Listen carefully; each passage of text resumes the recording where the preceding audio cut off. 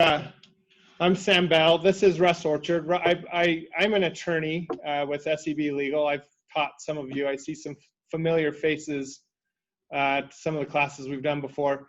Russ is a fantastic CE instructor, and he actually developed this course, which is one of the reasons he's here, but he's also here because he's just a fount of knowledge and experience. But I'm not an attorney, but I did stay at a Holiday Inn once. Yes, he did. He said a Holiday Inn Express last night. So today we're going to play a game, Jeopardy. And so what we're going to want to do is have you guys, at some point, you all unmute yourselves because this is a full audience participation event. And then I'm going to let Russ talk about some of the housekeeping stuff, since he'll be the one banking the CE credits at the end. And then we'll get rocking. Okay, well, yeah, we're excited to be with you guys. So here's the first question that I have that either unmute or throw it in the chat box. I don't care either way. But what we're going to do, so we're going to play Jeopardy. We're going to play a game as part of this class. And here's where what we're going to do. So as the idea of this, so the division came up with this mandatory residential CE class, saying that every agent needs to take 3 hours of this class. So for every renewal, you've got to do this mandatory class. And as part of that, I know for me, so I've had my license coming up on 25 years now. And I know for me, when I typically have gotten and sat in on a CE class, especially something similar to what we're going to be doing today, like it is hard sometimes to really fully pay attention. And that's when you're even live in the class, let alone being on Zoom where you're at home or at the office or whatever. And so I thought it through of like, how could I try to do something with this class to actually make it a little bit more enjoyable? And so what I came up with is the idea of we're going to play Jeopardy. And so the idea of today is we're going to do this as in a game format. We're going to have some competition going here between you guys. Now, my assumption is that you guys are not all from the same office.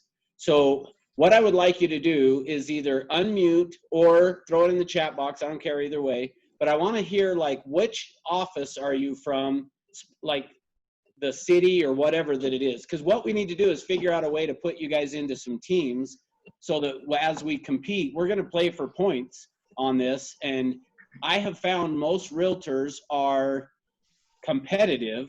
And so as a result of the competitive nature of things, we always want to win. I know at least I do.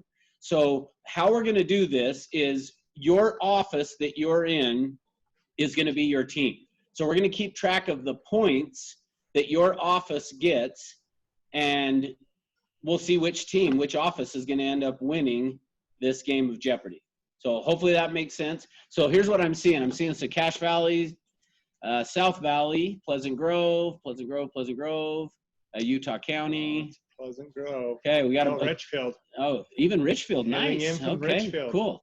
Well, good. So for the Richfield, you're probably going to be your own team. It might end up looking like, but we'll see. We'll put somebody else with you if we need to, I guess. But all right. So hopefully this makes sense of what we're going to do. So now, as part of that, again, because of doing this via Zoom versus in person, the division has said that you should keep your video on. The other things that we are going to do with you throughout the class, we're going to stop and have you put in something in the comment. I'll tell a word or something. I'm going to have you answer a question or something, and everyone put it in the chat box when I do that. So the first one was this: which office are you out of? So that's the first test. You've passed the first test for this Zoom CE class.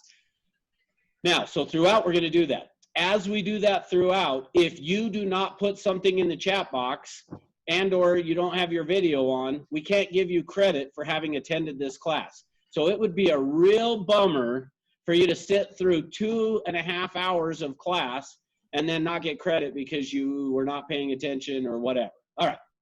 So the next question is, the way that CE classes work is we are allowed a 10-minute break for every hour of the class. So essentially 50 minutes of class time and 10 minutes of break time.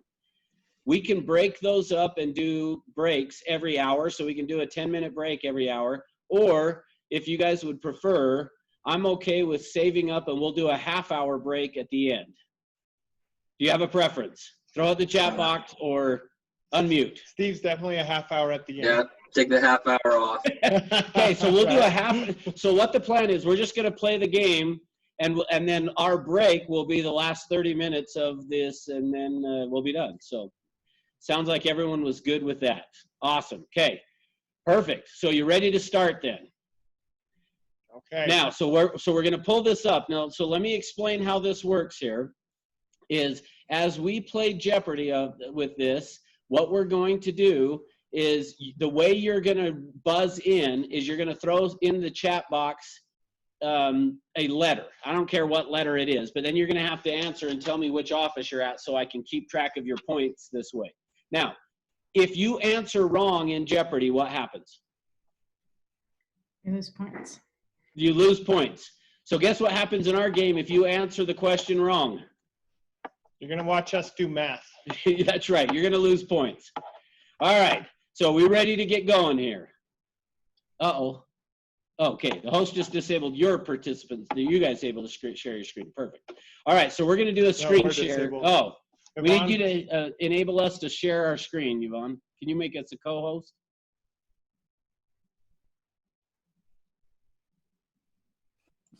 Say that one more time. Need you to either make us a co-host or at least screen share, be able to share our screen. Right now it's disabled. Chip. Okay, did you hear it? On that a techie one here, I've got Chelsea working on that. Okay. If you just have her hover over our name, it'll give a should be make good. co-host. See if we can do it now. You should be able to do it now. There we We're go. on. Perfect. Okay, so here we go. Fantastic. And click, wait, exit back out of there. We got to do share sound too. Oh. So screen share, Oh, there we go. click on the share screen. Yep, click on that. Then click, now you got to click on the, there you go. Okay. And then do the. All right, here we go.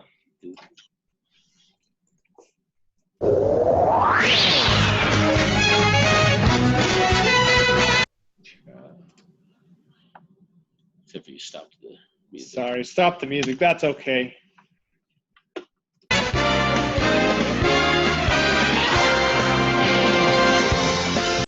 All right, so here are today's categories. So here's how it's going to work. So to make sure you guys understand how we're doing this and how it's all going to play out. So just like in Jeopardy, there's categories. So there's 6 categories that we're going to go through and talk about. So as you choose one of the categories, keep in mind what's going to happen is all of the questions under that have to do with that. So here are our 6 categories we're going to talk about today. We're going to talk about fiduciary duties. So we're going to have 5 questions about that. 5 questions on agency as well. So we'll go through and talk about some agency things. Next, we're going to talk about earnest money. We're going to hit through 5 questions on earnest money. We're going to talk about seller disclosures. We will go through and talk about conditions and notices.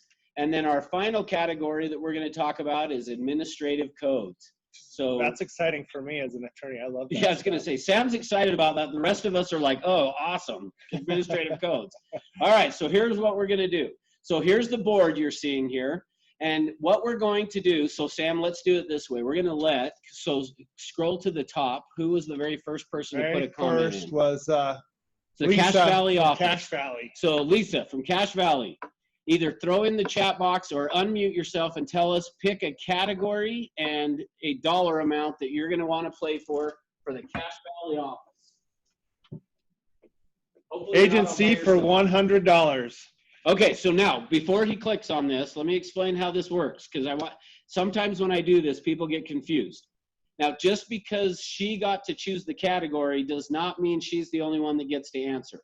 So if you know the answer, throw into the chat box just a letter or something. The first person whose name pops up with a letter, their office gets to answer for the question. So you don't have to be the one to answer, but someone from your office, I guess, does.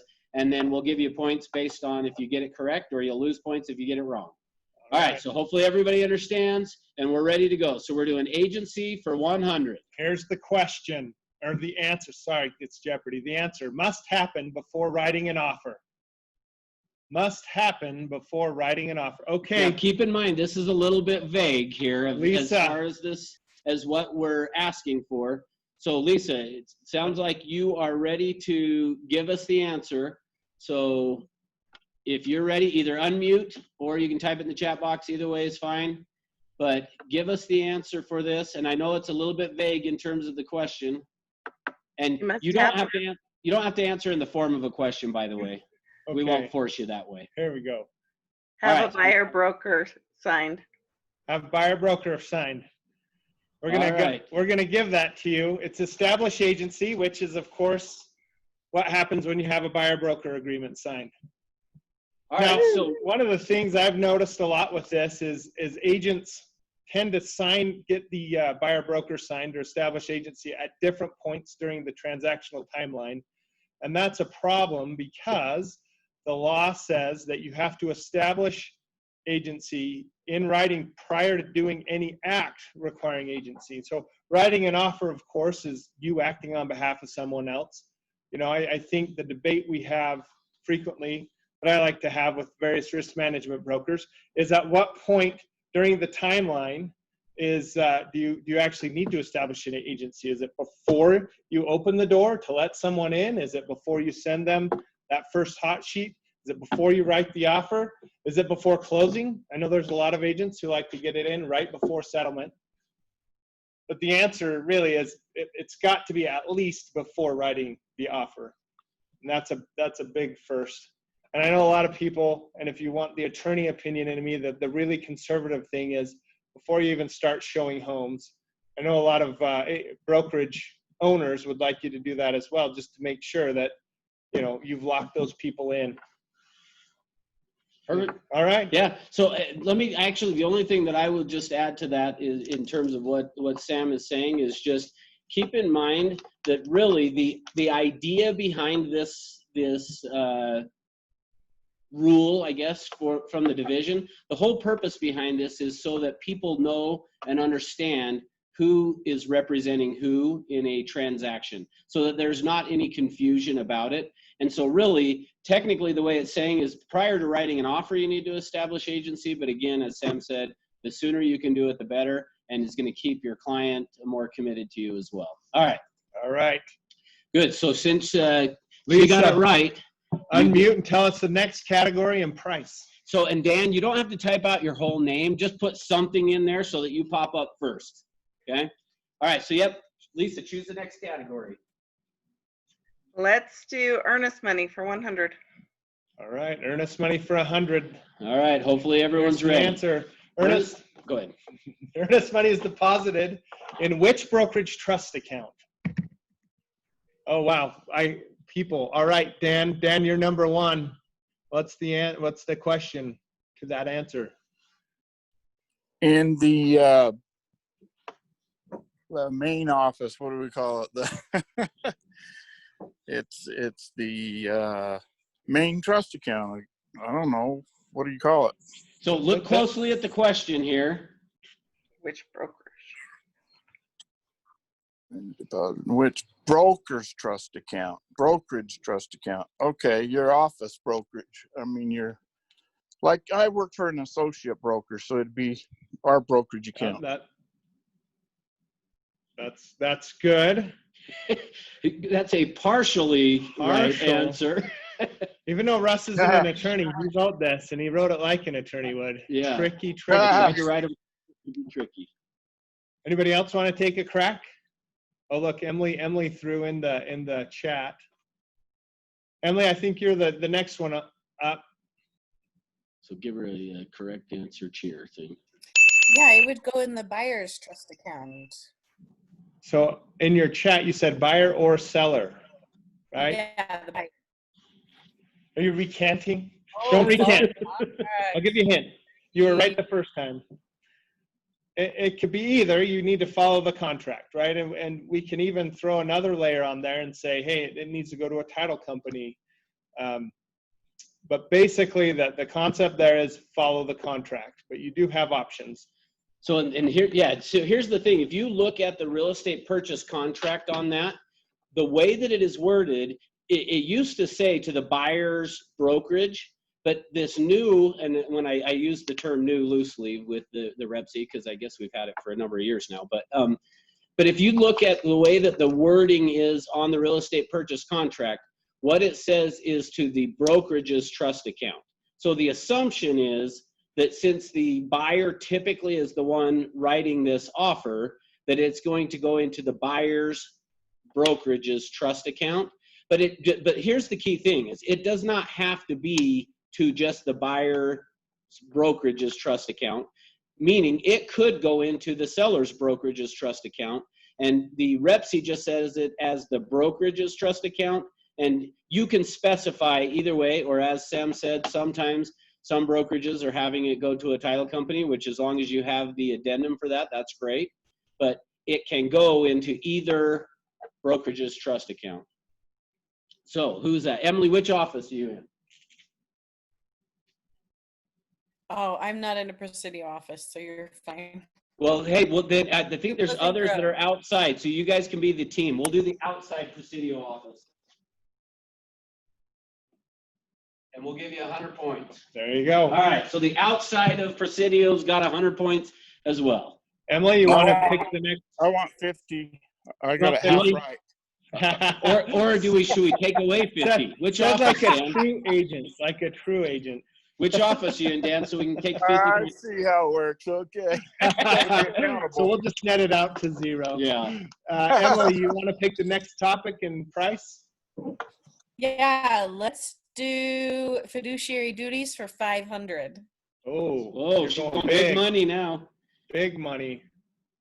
Oh, sorry, I closed my chat box. There we go. All right, the answer is if fiduciary duties acronym is old car, what does A and R stand for? I got to reopen my chat box. All right.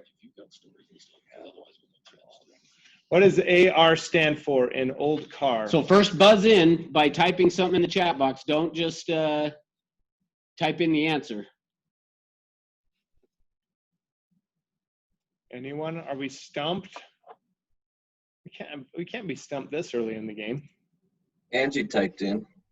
Oh, there she is. Angie, do you have an answer you'd like to share with us?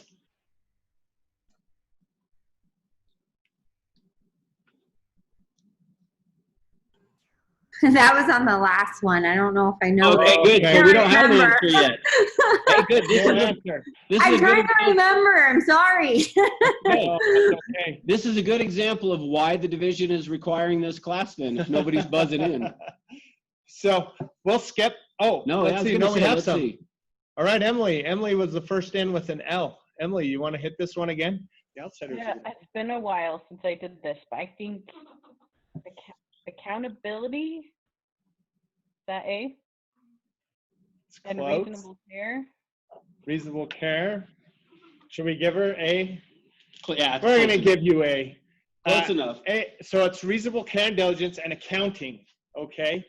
And then any other, it could be accountability. So accounting, that's, making sure that if you receive their money, what we just talked about, earnest money or any other money that they give you or any property they give you, including, the keys to their house, things like that, you have a duty to account for that and provide them with an accounting upon request. You have to track their money.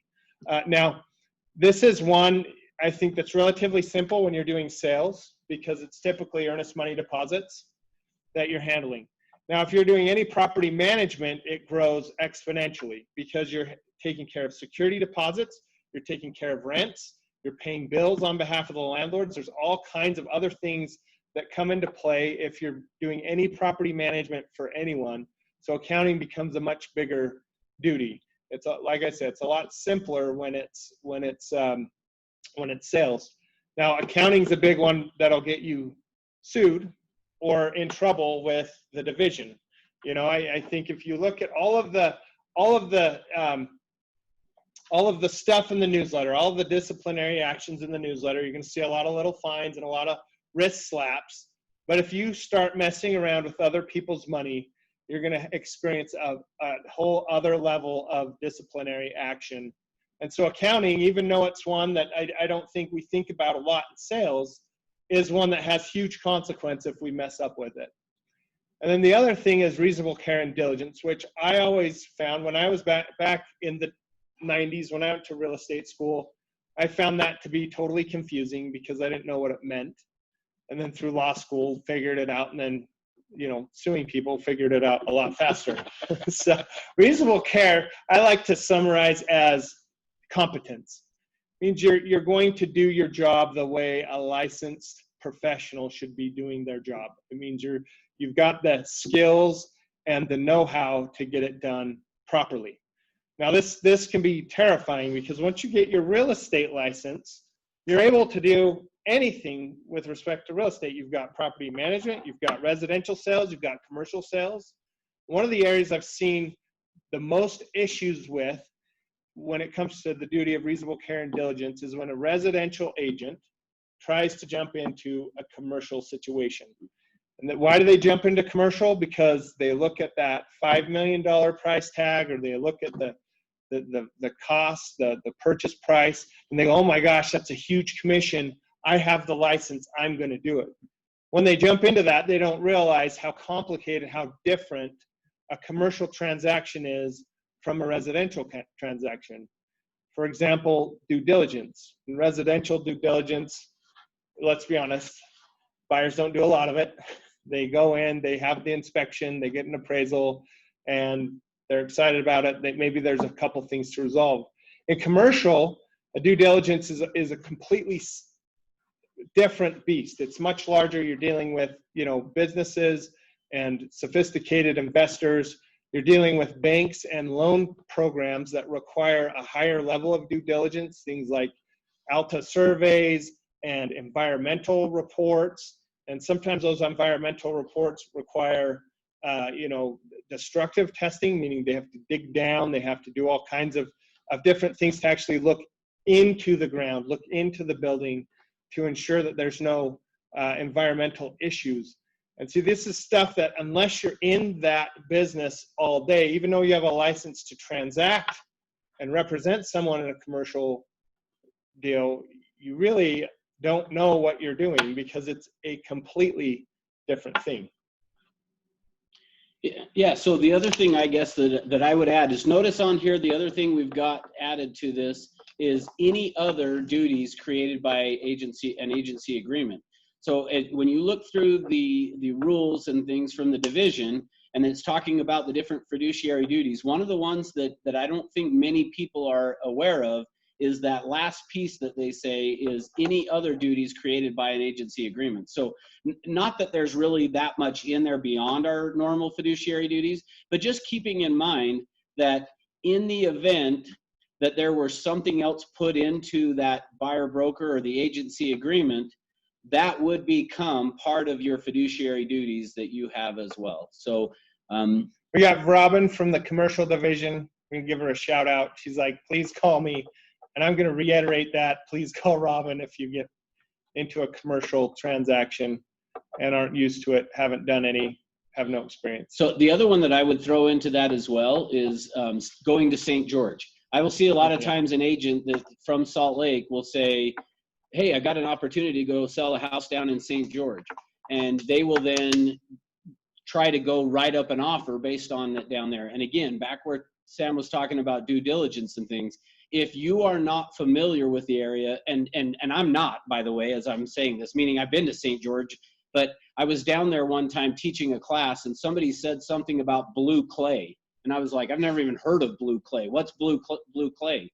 And that would be another example of that reasonable care. See, if you're not familiar with what blue clay is, it might be an issue that you create by writing an offer on a property down in St. George when there may be issues with blue clay that I've heard like blue clay, but I don't know what it is. So anyway. I think it's the clay that messed up the whole runway down there. Is it? Yeah, it could have been. So anyway, hey, as you guys have questions or things, comments, whatever, either unmute or throw it in the chat box if you've got additional questions on things, because we've got time to answer and talk about some of these things. So otherwise, we'll assume you're good to go to the next one. I'm going to hit Robin real fast. Robin, is there anything you want to add? Any horror stories you've seen with property managers and residential salespeople diving into your industry? Now that we've talked so much, I can't even remember. I think it was Emily. All right, I found my mute button. There you go. just one of the issues, like what you had said before, is the environmental reports and them not being done, and then having lawsuits come up after everything is done and said, and that they find that the ground is environmentally contaminated, or there's just a lot that can go wrong with a commercial transaction, and so we need a lot of eyes on that transaction to make sure that it goes through properly. Absolutely. Robin, while I've got you, I'm just kidding. While we've got you up, one other thing, I don't know if you do a lot with leasing, but how investors price commercial property is completely different than sitting down and doing a price opinion or a CMA where you're looking at comps. You want to talk a little bit about some of the theories used that investors, some of the pricing strategies and theories investors use when dealing with commercial? Well, a lot that they look at is the leases and how long the contracts of those leases are and what value that's going to bring to the bottom line of that property. Yeah. And so, if we haven't scared people out of doing commercial deals unless they know what they're doing in commercial deals, just, we've talked about environmental, even just the financial aspect and the fact you're dealing with investors and they have, if we were to throw up the equations that they use to calculate the return and then, plug it into their investment strategies and risk tolerances, that should alone scare everybody, because we all said, I'll never use algebra after high school. And that's all commercial pricing is. So. Exactly. Thank you, Robin. I appreciate it. All right. I think it was Emily. It was Emily. Emily, you got it. You're at 600 points now. The outside offices are at 600. Cache Valley's at 100. So, Emily, choose the next category. We're going big. Agency for 500. All right. Go big or go home. All right. When is limited agency prohibited? Okay, right. Lisa. At Presidio, we're not allowed to do limited agency. Forever. That is an excellent response. Whenever your broker says not to do it, right? So that's a good point. But what is the division saying when it's prohibited? For everybody outside of Presidio. Yes. Isn't it when you are selling your own property? Yes. Yes. Come on. Yes. It's the answer is when the licensee is a principal in the transaction. So either you're self-representing as a seller or you're self-representing as a buyer. You cannot engage in a limited agency transaction. And this is one. I always felt like this is one that common sense dictates. However, I'm surprised at how many times I'll get a broker or an agent who calls me and they're in the middle of something like this, where they're going to get both sides and they're on one side, and usually the question comes in the form of, hey, how do I, like, if I'm representing myself in buying one of my seller's properties, how do I work my commission structure? And my answer is, you don't. You can't be both. So you pick. You either release the listing to someone else, or you go, just don't buy it. And this again, this happens surprisingly a lot, and it's terrifying. And for you guys at Presidio who say, hey, we can't do this, we can't do these in general, I think it's important to know what the division says so that you can spot an issue. Oh, here we go. It's and let's see. Strongly discouraged. Yeah, strongly discouraged. Way too risky. There is a bunch of risk associated. So I'm hoping that the story I'm about to share with you, that the statute of limitations is over. If not, I need Sam to represent me as I tell the story. But yeah, where I learned this was I actually had a property that actually looking back on this, I double did it wrong. I never even thought of I this. double Did it wrong. I had listed a property for a bank that was an REO property. And after I listed the property, I was talking to the asset manager that I was working with, and I said, hey, would it be okay if I bought the property? And she said, yeah, you can buy it if you want to. And so thinking about it now, I had the listing, and then I turned around and represented, and I think I did it probably as limited agency, which I hadn't thought about that I had done that piece of it even wrong. But after I had the property pretty much put back together, rehabbing it, a neighbor walked across the street and said, I want to buy this property. And I said, great, take a look around. And she said, no, you don't understand. I want to buy this property. And I said, yeah, it's great. Take a look around. And she said, no, you don't understand. I'm buying this property. And I said, oh, okay. And so she asked me to write the offer and represent her to purchase my own listing. So I apparently I double did it wrong, because I represented myself and the bank when I bought it. And then I represented myself and It's a quadruple-sided transaction. Yeah, I quadruple-sided it, which hopefully the statute, it was after that I learned you can't do that. This was 35 years ago. Yeah, that's right. Whatever the statute of limitations is, it was a long time ago. So anyway, the point being, if you can't actually act as a limited agent, because there's no way for you to stay neutral in that when you're representing yourself. So. And what I learned is that Russ, it's really hard to give Russ money. No, I want to buy this. Yeah, that's right. But make sure, like, do an inspection. No, I tried to convince her first. So, all right. So who got that one? That was Yvonne.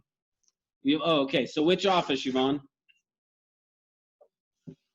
Can't hear you. Pleasant Grove. Pleasant Grove. All right, Pleasant Grove. All right, you want to pick the next category? Sure, let's do seller's disclosures for 500. Well, we're not. Wow, you guys are just taking out all the big money. All right, here we go. What is considered material information? See, we should do this. We got to start the timer. We should start it. For anybody who's taken, oh, Steve's on it. All right, Steve. Material information is anything that affects the sale of the property. Oh, I like it. I like it. I'm going to go with a correct answer on that one. And so the Utah Supreme Court has really defined what material information is, and has said that it must be important.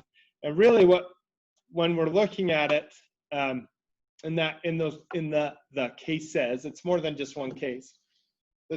The Utah courts have said it's really, you've got to get in the mind of the buyer and say, would this influence the buyer's decision one way or the other? And if the answer is yes, then it becomes material. And so what's scary to me about this is it goes way beyond Section 7 of the REPC, which is the seller's disclosure section, which, by the way, has an other at the bottom that you can fill in. Now, when you're sitting with a buyer writing an offer, it's not a bad idea as you're going through Section 7 with them to say, hey, is there anything else that might be important to you, buyer, to know about this property when you're trying to make a decision to buy? What's interesting is I can tell you I was actually having this discussion with my sister yesterday because she put an offer, got accepted on Saturday on a house. And I just threw out there for fun, would it be important to you to know if that house was haunted? And she said, oh yeah, no, I would not buy a house that was haunted. Now that's not in Section 7 anywhere. And so I can promise you, because I know who her agent was, that the agent did not ask, is there anything else that might be important to you that we should write in other? I don't know how you prove a house is haunted, but I can tell you in New York, it's a required disclosure. I was going to say, I have a story about that. Oh, Russ got to start. Look at what a segue. I was going to say, it is from New York. In New York, it's a required disclosure. Yeah. If you know it's haunted. Yeah, and I don't know if this is where that came from. Yeah, I don't know if this is where that came from, but in New York, there was a home that was on TV on one of these ghost hunters. Yeah, ghost hunter shows or whatever. And they put on there, they did a whole episode about this particular property, about it being a haunted house. And then afterwards, the seller turned around to sell the house. And when they sold the home, they did not disclose that it was haunted. And the buyer ended up going back and suing the seller. And when the New York Supreme Court looked at it, they ruled in favor of the buyer because they said you did this whole episode saying it was haunted, and therefore they deemed it to be a material fact of the property that that they would need to disclose. So that may be the reason that there's a whole. In New York. In Utah, Disclosure that way. one of these cases was based on the developer's new construction.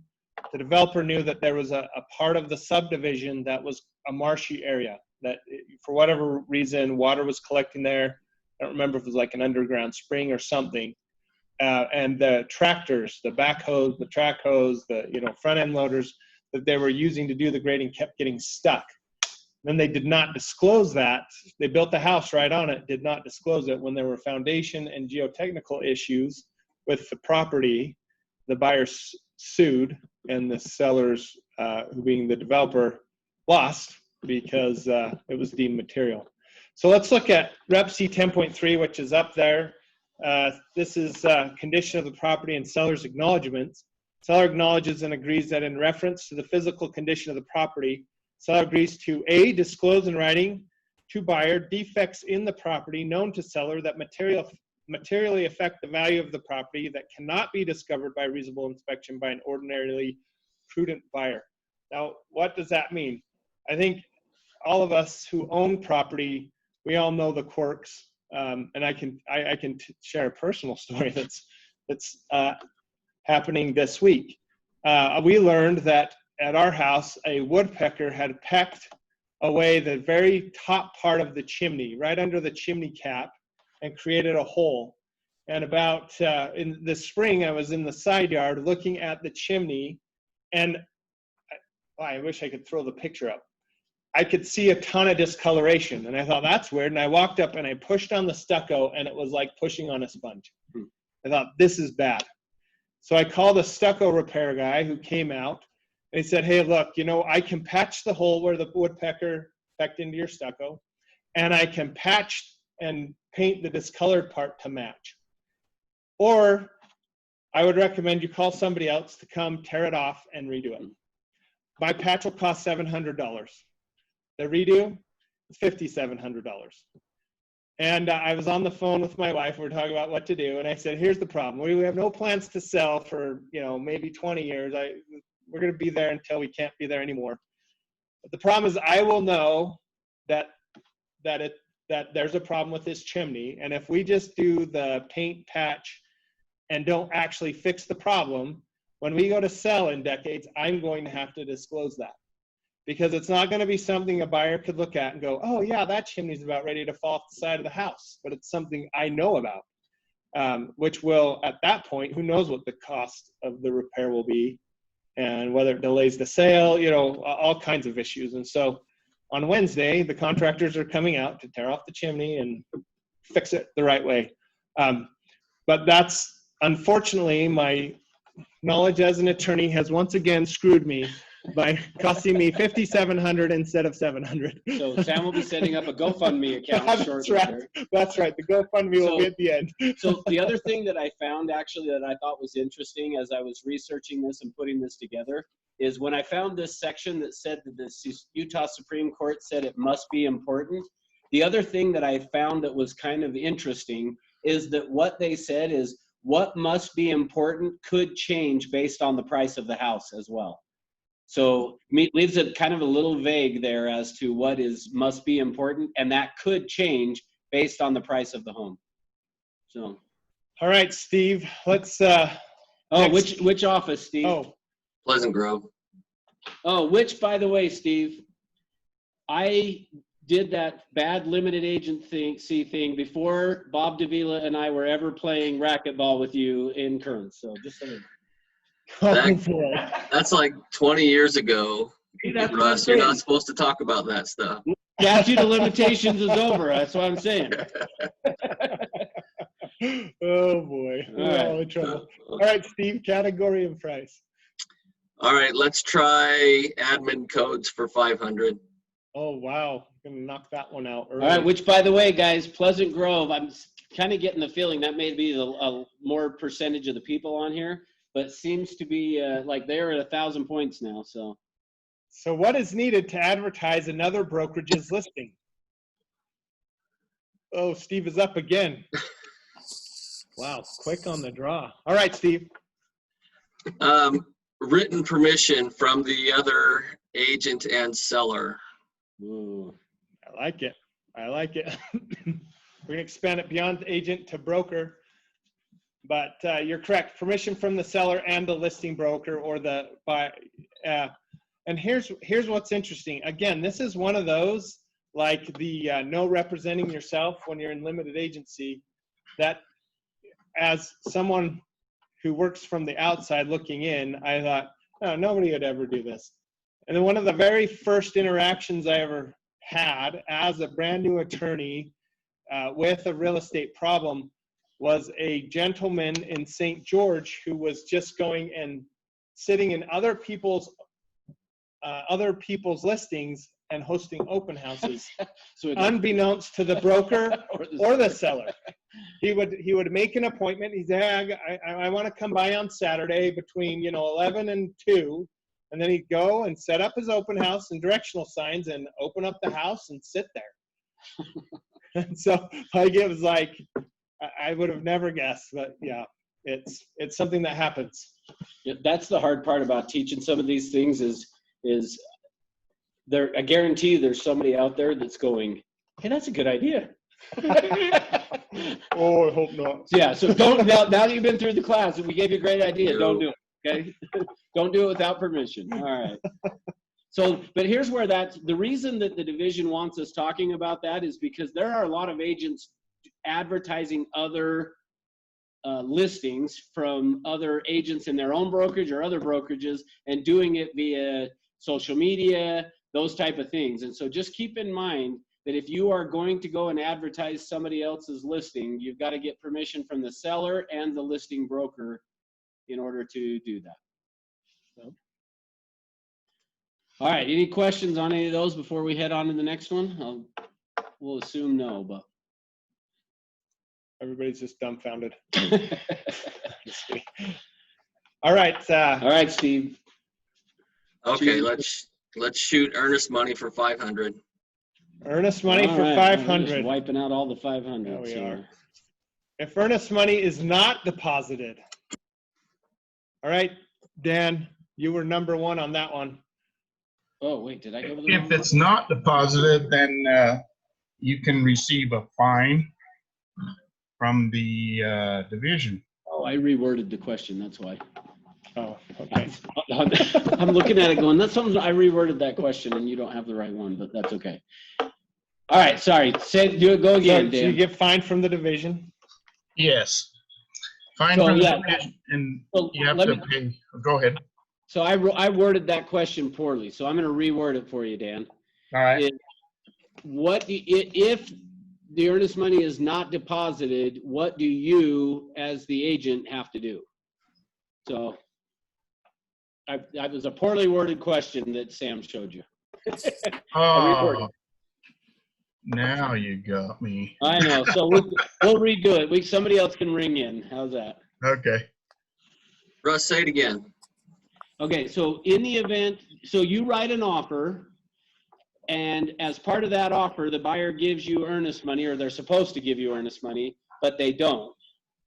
And so therefore, the earnest money does not get deposited within the deadline. Now what? So what do you need to do if you fail to get the earnest money either received, or you just fail to get it deposited even though you have received it? Have to rewrite the contract. You have to notify the other agent. There we go. Steve got it. You But have to you have notify the other party or their agent. You have no contract at that point, right? I mean, if the earnest money is not deposited, or am I wrong? No, that's a great question. The weird thing about your question, it was the second question I was asked by the guy who was like, hey, we have a guy sitting in open houses in St. George. And then the second question was, if we don't get earnest money, do we have a contract? The answer to that is you do have a contract, but the buyer is at that point in default of the contract. And then you kick it down and look at the default provisions. So And I'll tell you one thing we run into, I've run into actually frequently. Again, why is it everything seems to happen more often than not? Is when money is not deposited, we'll get sellers who go after the agent saying, well, you have a duty to collect that money. As a buyer's agent, you're not a collection agency, right? It's up to the buyer to live by the contract. Yvonne raised her hand. I know an agent that did not receive a $10,000 earnest money check, and it fell apart. And guess who had to come up with that $10,000? Yep, that agent. Oh, wow. Yeah, that happens. You know, I have a case right now I'm working on. It's out of Deer Valley. The earnest money was $1 million, $200,000 at the time they wrote the contract, $800 in additional earnest money at the expiration of due diligence. The buyer canceled after due diligence, and so of course did not want to give the other $800. And now the buyer has been sued, the brokerage has been sued, the agent has been sued, and the principal broker have been sued. And that's a case we're working on right now. I don't have any fear that the broker, the principal broker, the agent, or the brokerage will have to write an $800,000 check. It's really a buyer problem, but they all have to show up in court and defend themselves, which has been, kicked over to E&O, which is where we're involved. So it can be a big problem. The best bet is to notify, like the answer says, notify the other party or their agent as soon as you know that it has not been received timely. And, I actually have not had any issues where an agent has called me or a broker has called me and said, hey, we did this, we notified them right away, and now they're still coming after us. It's usually when you don't jump on it and don't tell them right away that it becomes a problem. In this case with the $800,000 of additional earnest money that the seller saying the broker and the agent had a duty to collect, they actually did not tell them until after the lawsuit started. Oh, really? Wow. So it was about 6 weeks after the deal fell apart before anybody found out that the full earnest money hadn't been collected. So bad idea. All right. So one other thing on this, just real quick, that I want to share on this was a quick example as well. I had an agent that I was training, and this is I don't know, probably close to 10 years ago. Well, yeah, in fact, no, it was more like 12, because it was right about the peak of the market, 2008, that this agent had picked up a buyer. The buyer said they were going to write a cash offer, and so they gave him a check for earnest money. We deposited the earnest money check. The property was supposed to close within basically a week or 10 days after that. So they gave us the earnest money. We deposited the earnest money. The earnest money check actually was bounced, but at the company that we were with at the time, it was such a long process that it took almost a week to find out about a bounced check. Well, in the process of that, it was supposed to close. So the day before closing, we find out that the earnest money check had bounced. Well, we then immediately called and told the other agent that the earnest money check had bounced, and that, keeping in mind it's been a week now, and they just said, well, just go ahead and bring in the full amount to closing. The buyer shows up to closing, signs all the documents, says, I will wire the rest of the funds later today. He doesn't. The next day says, oh yeah, sorry, I got busy. I will wire the funds today. Never does. Turns out that a few days go by. We can never get a hold of this buyer. Finally, the agent tracks down through it was a referral from a friend, calls the friend and finds out the guy got arrested for fraud, and the checkbook that he had used was stolen. There was no money ever for this. And keeping in mind, 2008, right at the peak of the market, the seller now turns around to sell their house. Now, they did not he of course tried to sue the buyer, but the buyer's in prison for fraud, has nothing. So guess who they come after?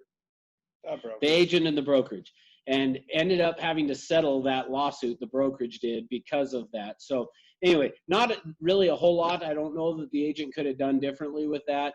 but it is just a good example of just making sure you're notifying when the earnest money is not deposited. So we've got a question. As seller's agent, would it be good to have a paper trail requesting earnest money and that they're in default of the contract is the first part. The second part is what more can you do as a seller's agent? So I'm going to answer the first part. Okay, sounds good. The answer to the first part is this. Yes, anytime you can create a paper trail, you're creating evidence, right? So if a buyer's in default and the seller at that point has three options, they can, sue for specific performance, they can keep earnest money. In this case, there isn't anything to keep, or they can sue for damages or any other remedies they have at law. A paper trail is going to help the seller all the time. Anytime you can create a paper trail, you're creating evidence. And as an attorney, I will always advise my clients, hey, look, you can be sued for anything at any time. The question is, do you win? And how do we build a winning case? And by creating that paper trail, we're building a winning case for our sellers. And that's one thing I love to work with is agents who document and have really detailed files. It just helps us resolve issues a lot sooner. And then the what more can you do as a seller's agent? It's really sit down with your seller and talk them through what they'd like to do. Advise them of their rights when there's a default. Walk them through that paragraph of the Rep C and say, hey, what do you want to do? And how can I help you accomplish that? All right, let's go back. Let's see. Steve, were you the one that answered that one? Who answered that one? Okay.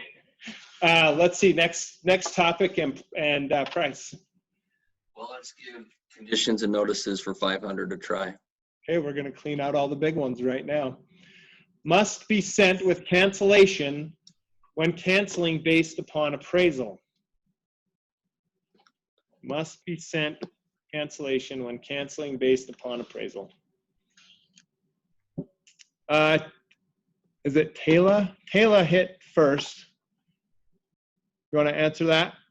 Okay, so she says the appraisal. Lisa also said that. I'm going to go with that's good enough. It's notice of appraised value. This is one of those. This is one of the rare times when you cancel, when you actually have to provide a reason and evidence of the reason. We have all the time. We've got due diligence. You can cancel for that. There's all kinds of reasons you can cancel for that. You can cancel really for any reason the buyer wants to. The house smelled weird on the second showing, they can cancel, right? You don't ever have to tell somebody why they're canceling for due diligence. But when it comes to an issue with the appraisal, you do have to provide evidence of why. Is it Lisa? Which office are you with? I think it was Taylor. Oh, sorry. Yep, Taylor. Sorry. Okay, Pleasant Grove. All right. We're going to add 500 Pleasant Grove.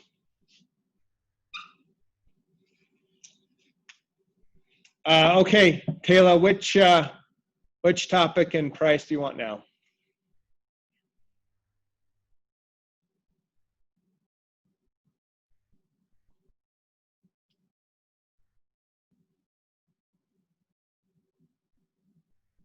Okay, we've got earnest money for $300.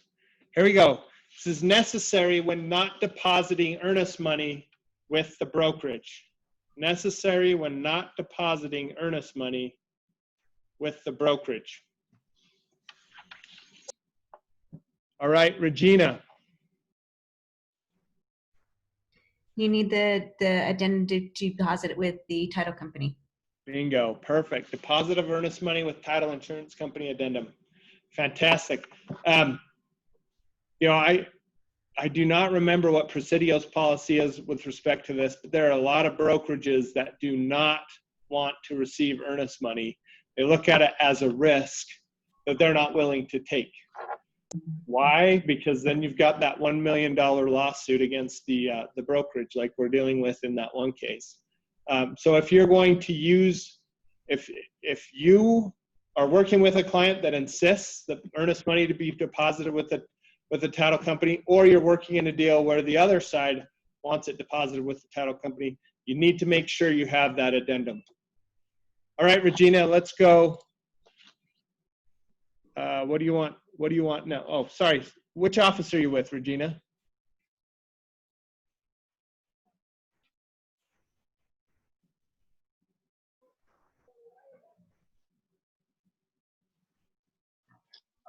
She's with Pleasant Grove. Oh, sorry, Pleasant Grove. Sorry, it remuted again. Sorry. Oh, okay.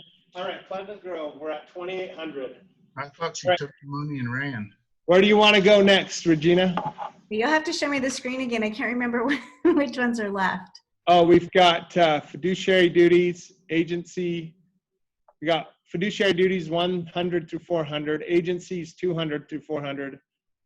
Earnest money is 200 and 400. Seller's disclosures is 100 through 400. Conditions and notices is 100 through 400. And the admin code is 100 through 400. You know, I'm kind of chicken, so we're just going to go easy on seller's disclosures. So 100? Hey, which you guys are all doing good, by the way. We haven't really lost any points yet, so. Yeah, you are doing good. Okay. Which one is it? It's seller's disclosures for 100. The proper time for the agent to fill out property disclosures. Before the listing. Never. Oh, who said never? Never. Yvonne lost points first for it, though, Steve. No. But Steve brought it back, so now we netted out to 2,800. Was that Steve? Steve was the never? Yeah. I said never. It's a trick question, Yvonne. Okay. Regina went for the easy one, and the easy one was a tricky one. I threw a trick question in there. Well, if you would have worded it right, I would have got it correct. I know. I There did we it on go. purpose. It wouldn't be any You know, fun if we didn't. Steve always has to clean up after me. Thanks, Steve. Yep. I love it. I'm going to go mute myself and not show my red face. Yeah. Well, that's correct. The proper time for the agent to fill out the seller disclosures is never. That's right. Never, ever fill those out. What if, though, it's a little old lady, she's like 85 years old or 90, and she says, can you just read me the questions and I'll tell you the answers and you can check the box? And she's a really nice old lady. She's really nice. Still never? Nope. Still never. Steve's it's a hard pass on that one. Yeah. Dan comes in and says, that was really a $500 question. Yeah, I know, right? I agree. The way I worded it made it tricky, which was the idea. Can I say something real quick? Yeah. Occasionally, I see seller disclosures come over that were obviously filled out and signed via an electronic signature program. DigiSign, DocuSign, whatever. Yeah. I would suggest as agents at Presidio that no, leave it with the seller for a wet signature and have them fill it out. Do not do DigiSign and check mark all those things. That's makes you very liable. Would you agree, Steve? I have a question, Sam, on that. Yeah. We send over a blank seller's disclosure. See, we've got a template in DigiSign, or excuse me, DocuSign, that nothing is filled out. It leaves the option for them to check everything and do it digitally. Is that acceptable? That's good. I mean, that yes, and digital signatures are accepted in Utah by statute as being original signatures. And I think maybe what Catherine was getting at is how do you prove if it's not in the seller's handwriting? You know, how do you prove that the electronic checks and the electronic name is really done by them? And there's a way to do that. But you know, as long as you're not doing it at all, and sending it over as a blank form and saying, fill this out and then let me know and then return it so that I can, you know, hand it out with seller's disclosures, you should be okay. Okay. Yeah. And if you really want to get crazy, in California, they require the agent to do what's called an AVID, an agent visual inspection disclosure, meaning you as an agent also have to fill out a form. We're hoping that never comes to Utah because it's crazy. But you should never fill out anything for the seller on seller's disclosures on that seller property condition disclosure form. All right, let's see, Steve, was that your answer? You get to Yeah. pick the next category. All right, let's go seller's disclosure for 400. All right, we're going backwards here. Okay, so the answer is you got to name 4 of the 11 required seller disclosures from section 7.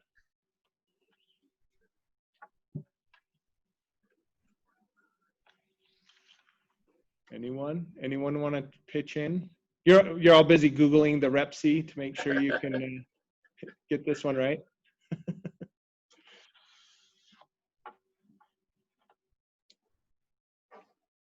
Still no one. I'm starting the timer. We'll be here all day. All right. I'll go over these. So here's on the screens, all of them, right? So we just talked about one, the seller property condition disclosure form. Lead-based paint disclosure and acknowledgement for the property, a commitment for title insurance or PR, a copy of the CC&R's rules and regs affecting the property, copy of the most recent minutes, budget, financial statement for the homeowners association, copy of any long-term tenant lease or rental agreements, a copy of any short-term rental booking schedule, evidence of any water rights or water shares, written notice of any claims or conditions known to the seller relating to environmental problems, building or zoning code violations, the FERPTA stuff, if you're dealing with a foreign person, or other, which we talked about much earlier when you're talking to your buyers. I think some of the ones I see that are the biggest issues, typically I hear a lot of complaints about HOAs. It seems like HOAs love real estate agents, and they love the sales process. The CC&Rs, the rules and regs, the minutes and the financial statements, I get a lot of complaints about HOAs not cooperating or not timely cooperating with that stuff. And then, this change, the seller's disclosures changed with the change in the Rep C. I guess it's been about, maybe it's 2.5 years, 2 years, whenever it was, just recently, and they've incorporated the short-term rental booking schedule in addition to long-term leases. And when you're looking at the short-term rental booking schedule, or it's really VRBO, Airbnb type stuff, one of the things that concerns me with this, and I advise everybody to do it if you're dealing with something, if you get a copy from the seller of a short-term rental booking schedule, it's probably going to look a lot like a calendar saying these are the dates that are available, these are the dates that are booked. There's so much that it doesn't tell you about if it's just that calendar, like, well, how much and how many people and what are the terms of the rental agreement, those types of things. I always recommend that if you get a copy of a short-term rental booking schedule, you go back with more requests for disclosure, like copies of those agreements, copies of the rental provisions, so that your buyer can know and make an informed decision about whether they're comfortable with what's happening. If they're renting the property for $20, they might not like that. So anyway, and the other one that got buried in there is a copy of any existing property management agreements. Any comments or questions on that? Oh, let's see. Oh, got it. No? All right. Let's see. That was seller's disclosures for 400. Steve, we'll stick with you. Earnest money for 400. Earnest money. The answer is filled out once earnest money is received. Confirmation of earnest money receipt. Okay, there you go. Confirmation of earnest. Oh, look, confirmation of earnest money receipt. Boy, everybody knew the answer to that one. Okay, excellent. Let's see, that was 400. And you're with Pleasant Grove. So let's add 400 to your score here. I'm pretty sure Steve's with South Valley. South Valley? No. We'll give all your points to South Valley now. Kareem, come on, be quick on the draw. Here we go. He You was and I with us. talked about desk space the other day. I'm sure we get half those points. I haven't moved over yet. Good job, Kareem. Okay. Ernest, let's finish Ernest money for 200. All right, here we go. Earnest money for 200. Days to receive and deposit earnest money must explain. Oh, let's see. I got to scroll down. Okay, who was the...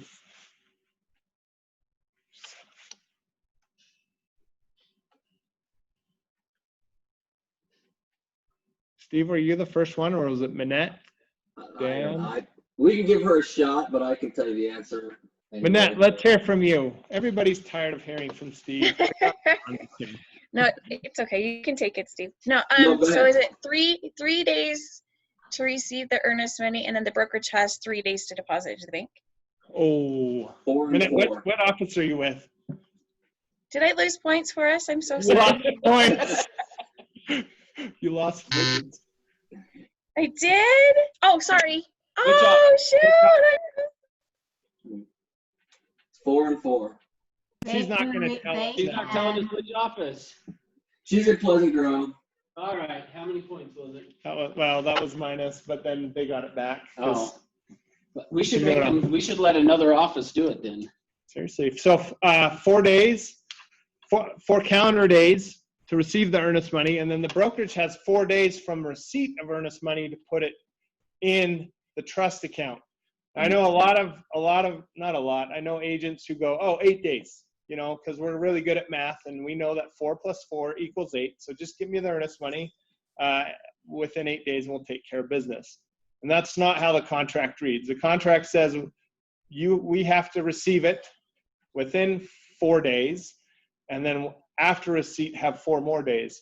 So if you're like me, I typically, when I'm shopping for a home, I will write an earnest money deposit check and give it to my agent at the same time we're writing the offer, which means that's day 1. and they really only have 4 days from that point to get it into the trust account because they've received it before the 4 days is up, right? So we get to do what I call attorney math here, which is 4 + 4 does not necessarily equal 8. It equals anything between 4 and 8. Yeah, so here's the biggest thing that most people get confused on this with the earnest money is that what they will think is that they just have a total of 8 days, and as long as they get it, it's fine. But just keep in mind that the timer starts as soon as the offer is accepted, and so the next day is day 1 for you to receive that earnest money, and you have 4 days in which to receive it. Then from whenever you receive it, you now have 4 days to get that deposited. So if you receive it on day 2, you don't have still 6 more days. You have 4 days from day 2 of getting that earnest money deposited. So that's the key thing to remember on this. And again, almost every one of these questions and the way that the division designed this class is around issues that they see. And so because of that, these are some big things that get misunderstood along the way in terms of depositing that earnest money. So one of the things I'm starting to see more of with respect to this is getting agents asking the buyer's agent, when did you receive it and when was it deposited? And getting really picky about when it was deposited. They get really picky typically when a seller has offers come in that they like better. Yep. They get a backup offer or something else that they like better, and now they're looking for a way to declare the buyer in default.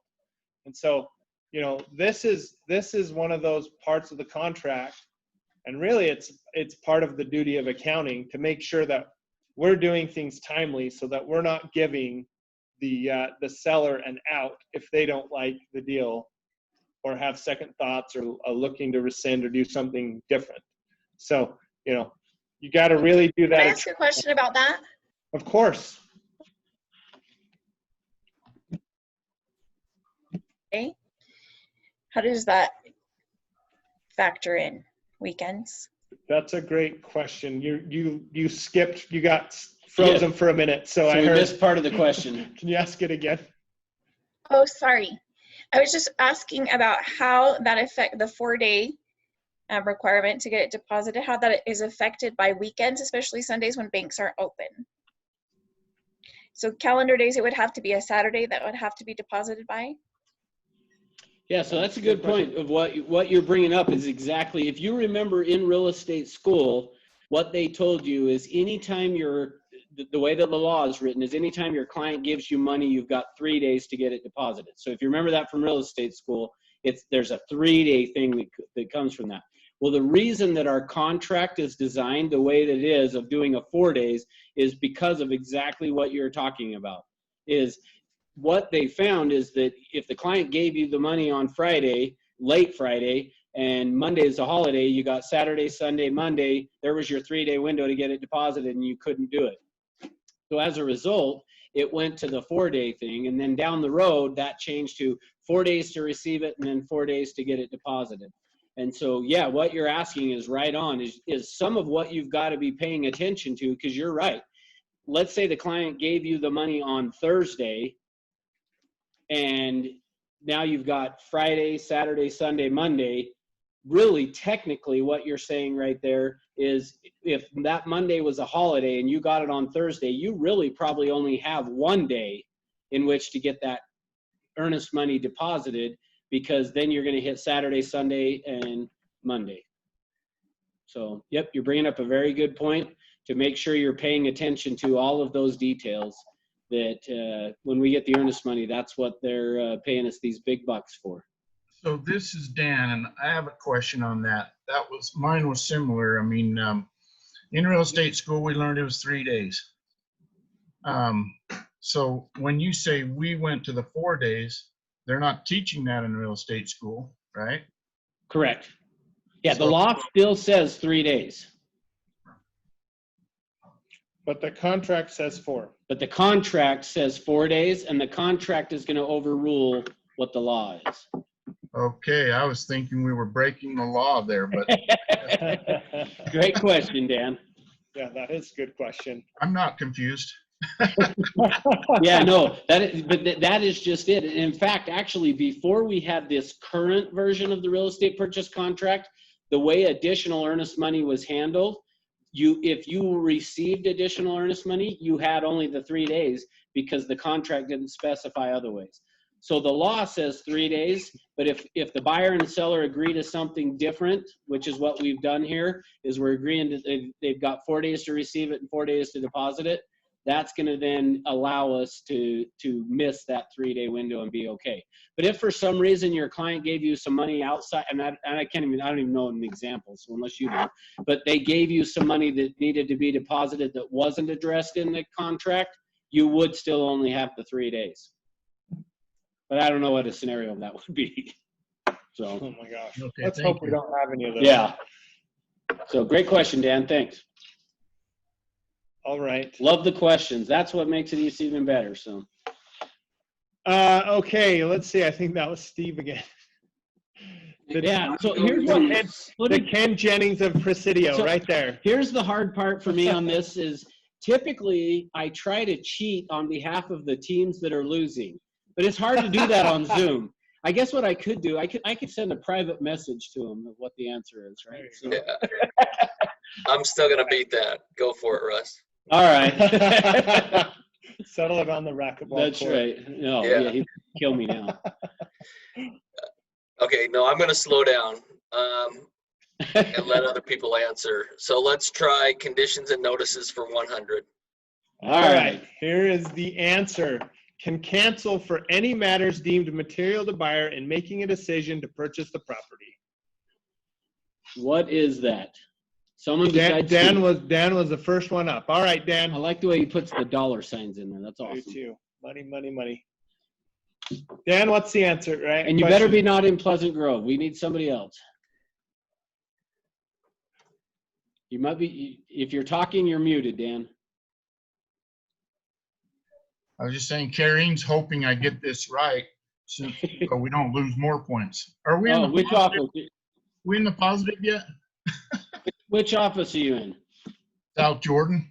Oh, okay, good. Well, you're not even on the You're board. going up on the board right now. That's- Just to fill it. South Give Valley. him to Steve. Just give him to Pleasant Grove then if I miss it. All right, we'll take it away from Steve. South Valley, South Jordan, that works.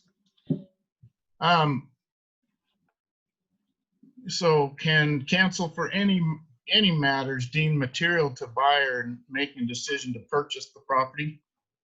I mean, it depends on the contract and how it's written, but if, you know, as to when the dates are, but why are you shaking your head?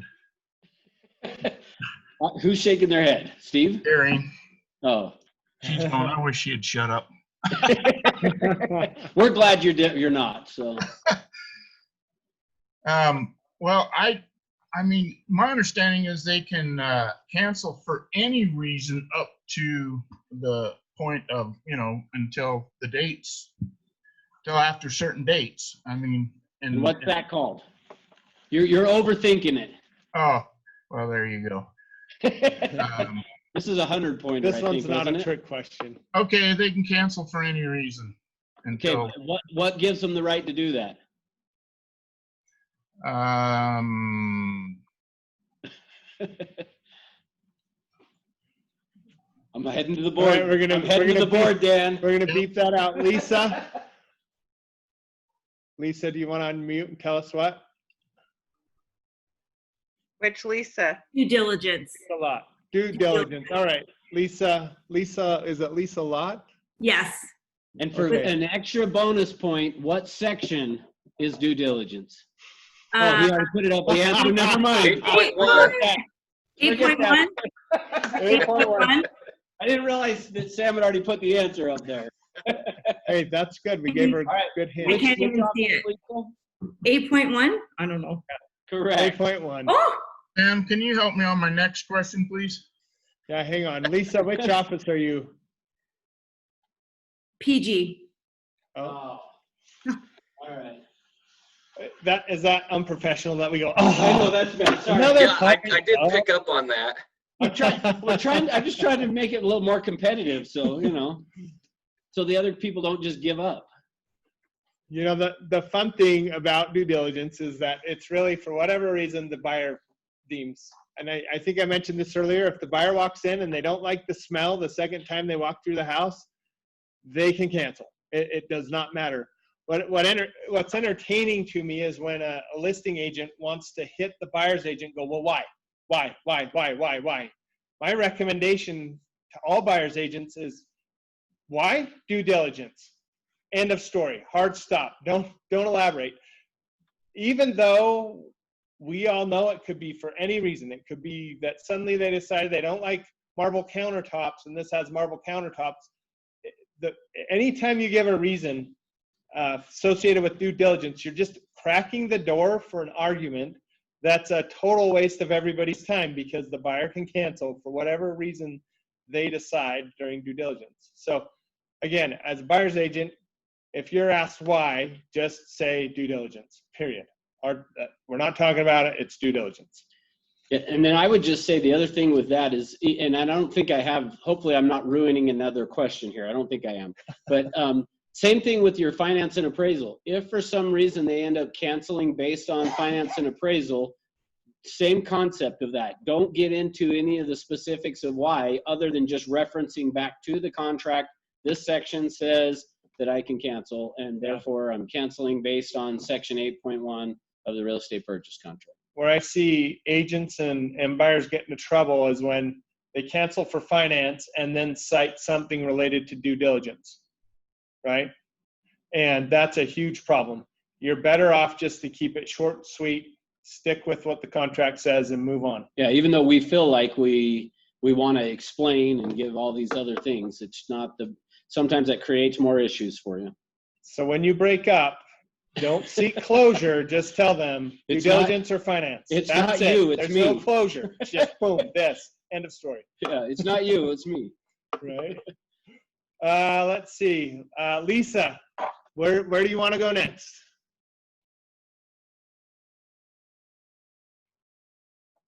You might be on mute.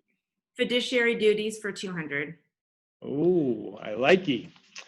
I know the answers to all these, so this is a good one. Okay, so prohibits the agent from disclosing without permission any information given to the agent by the principal that would likely weaken the principal's bargaining position if it were known, but accepting any known material fact concerning the property or ability of the principal to perform. That was a big one. That was a mouthful. All right, I'm not seeing anybody chime in. Steve cannot help himself. All right, Steve, what is it? It's your fiduciary duty. to your Correct. client. Which one? Which one? Yeah, yeah, the category is fiduciary duties. Regina and Taylor are dying to answer this question. Okay, let them have it. All right, Regina, you are next. Tell me you're not in Pleasant Grove, though. Not that I got anything against Pleasant Grove. I'm just trying to help everybody out. Come on. I'm in Pleasant Grove, but can I donate my points to the other team? No, that's even worse. That's worse. We can't do charity. Yeah, then they feel even worse. Before I speak, though, I should make sure I get it right. I think it's the fiduciary duty we have to the seller. Right. Which one? To the seller, which is the which one? Nope. Correct. Which fiduciary duty? Called? I'm going to give you guys a hint. Under this category of fiduciary duties, we're looking for specific fiduciary duties. Think of old car. Oh, yeah, like an old car. Oh, okay. Taylor is really anxious. Maybe she's not anymore. Maybe she's like, right. whoa. Yeah, do you want to answer, Taylor? I don't think I'm allowed to have the points because I'm from Pleasant Grove, but isn't it confidentiality? Oh, good job. You're getting the points. You get the points. There you go. It is the duty of confidentiality. Good job. Yeah, very good job. Maybe we'll have to break you guys into groups from Pleasant Grove. Like, yeah. Do you have north and south? How's the office divided up? I'm just kidding. They have east and west. That is confidentiality. And what's interesting about confidentiality, there are two exceptions, and I don't want to dwell on the exceptions, but they exist. And that's if you know that the seller can't perform, or if you know that there's a what I'm going to call, I try not to use attorney words, I'm going to use one right now, a latent defect, meaning it's hidden. It's not discoverable, but you know about it. Those are the two exceptions. Other than that, if you say anything that weakens the bargaining position of your seller, you've got a problem. Where I see this happen frequently, and I'll be honest, I'm the first guy that says, hey, in a multiple offer situation or in any situation where you're representing the buyer, get the listing agent to talk, right? Ask questions. There is no rule against asking anything about the property. You can say, hey, what's the seller's bottom line? And you know what's terrifying? There are listing agents who will say, well, they just want to let it go for $350. Oh, is that a breach of the duty of confidentiality? Heck yes, because you've just compromised your seller's bargaining position by giving away the listing bottom agent, line. But not if you're the buyer's agent asking it. That's not a problem for the buyer's agent to ask. It's a problem for the listing agent to remember their duty of confidentiality. So be careful on one side of that coin, be extremely careful. On the other side, ask away. And the same is true as a listing agent. You can ask a buyer's agent whatever you want about the buyer, right? And get them to talk. At some level, in another one of these fiduciary duties we'll talk about later in the program, you may have a duty to ask some of these questions. Try to flesh out, who's trying to buy or who's trying to sell and what their limits are, all that stuff, because you gathering that information just helps strengthen your client's bargaining position. But when answering questions about your client's bargaining position, be extremely cautious. One of the stories, we have the same duty as attorneys. We have a duty to keep our clients' secrets, right? One of my favorite stories that I always like to chat up other attorneys, just chat them up. And I was in the courtroom, actually in Utah County, in Provo, not too far away from. You're in Pleasant Grove? You're right, in Provo. And we were at a hearing, and it was just me and one of my associate attorneys on our side. Our client didn't come to the hearing. Then it was the attorney for the other side, and his clients came.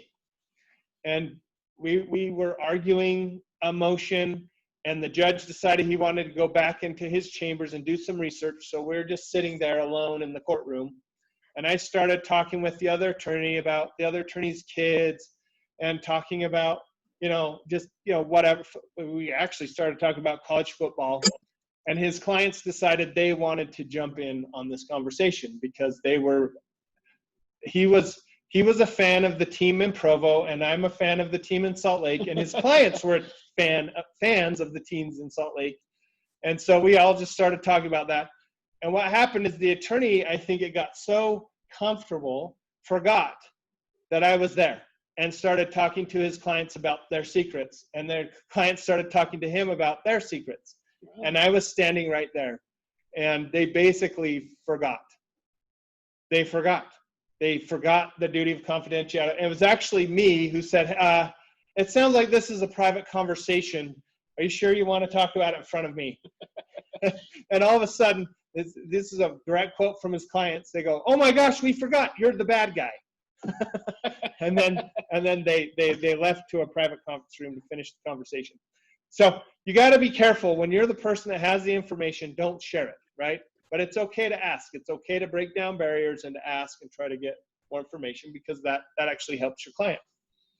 Yeah, and just asking questions such as, what's most important to your seller in this scenario, or whatever. And because what you may find out is the time is more important than the money, or whatever. So gives you something then to work with in that. So, all right. A question on that.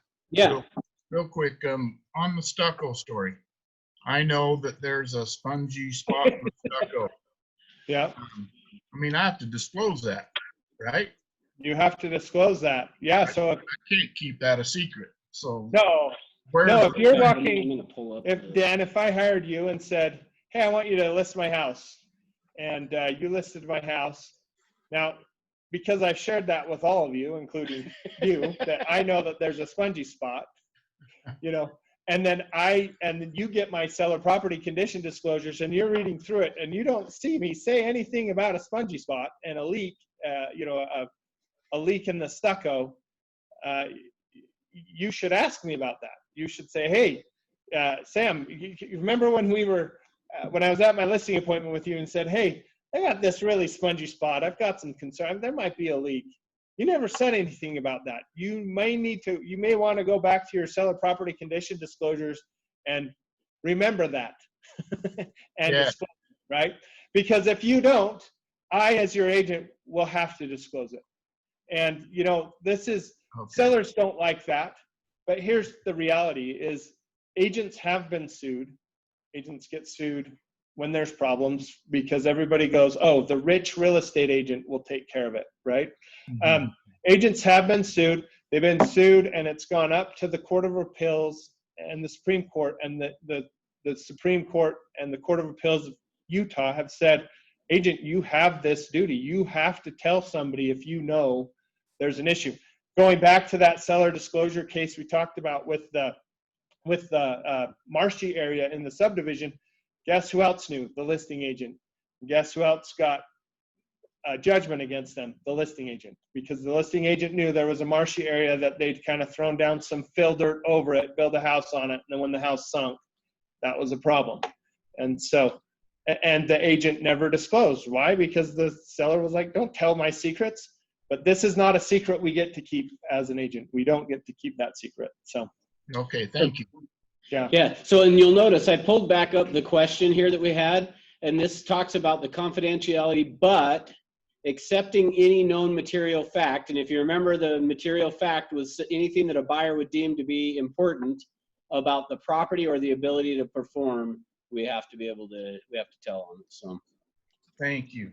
Would that also fall into reasonable care and diligence? Which part? Go back to the question. Oh, sorry.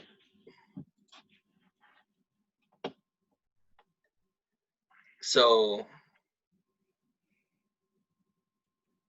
Weakening the principal's bargaining position.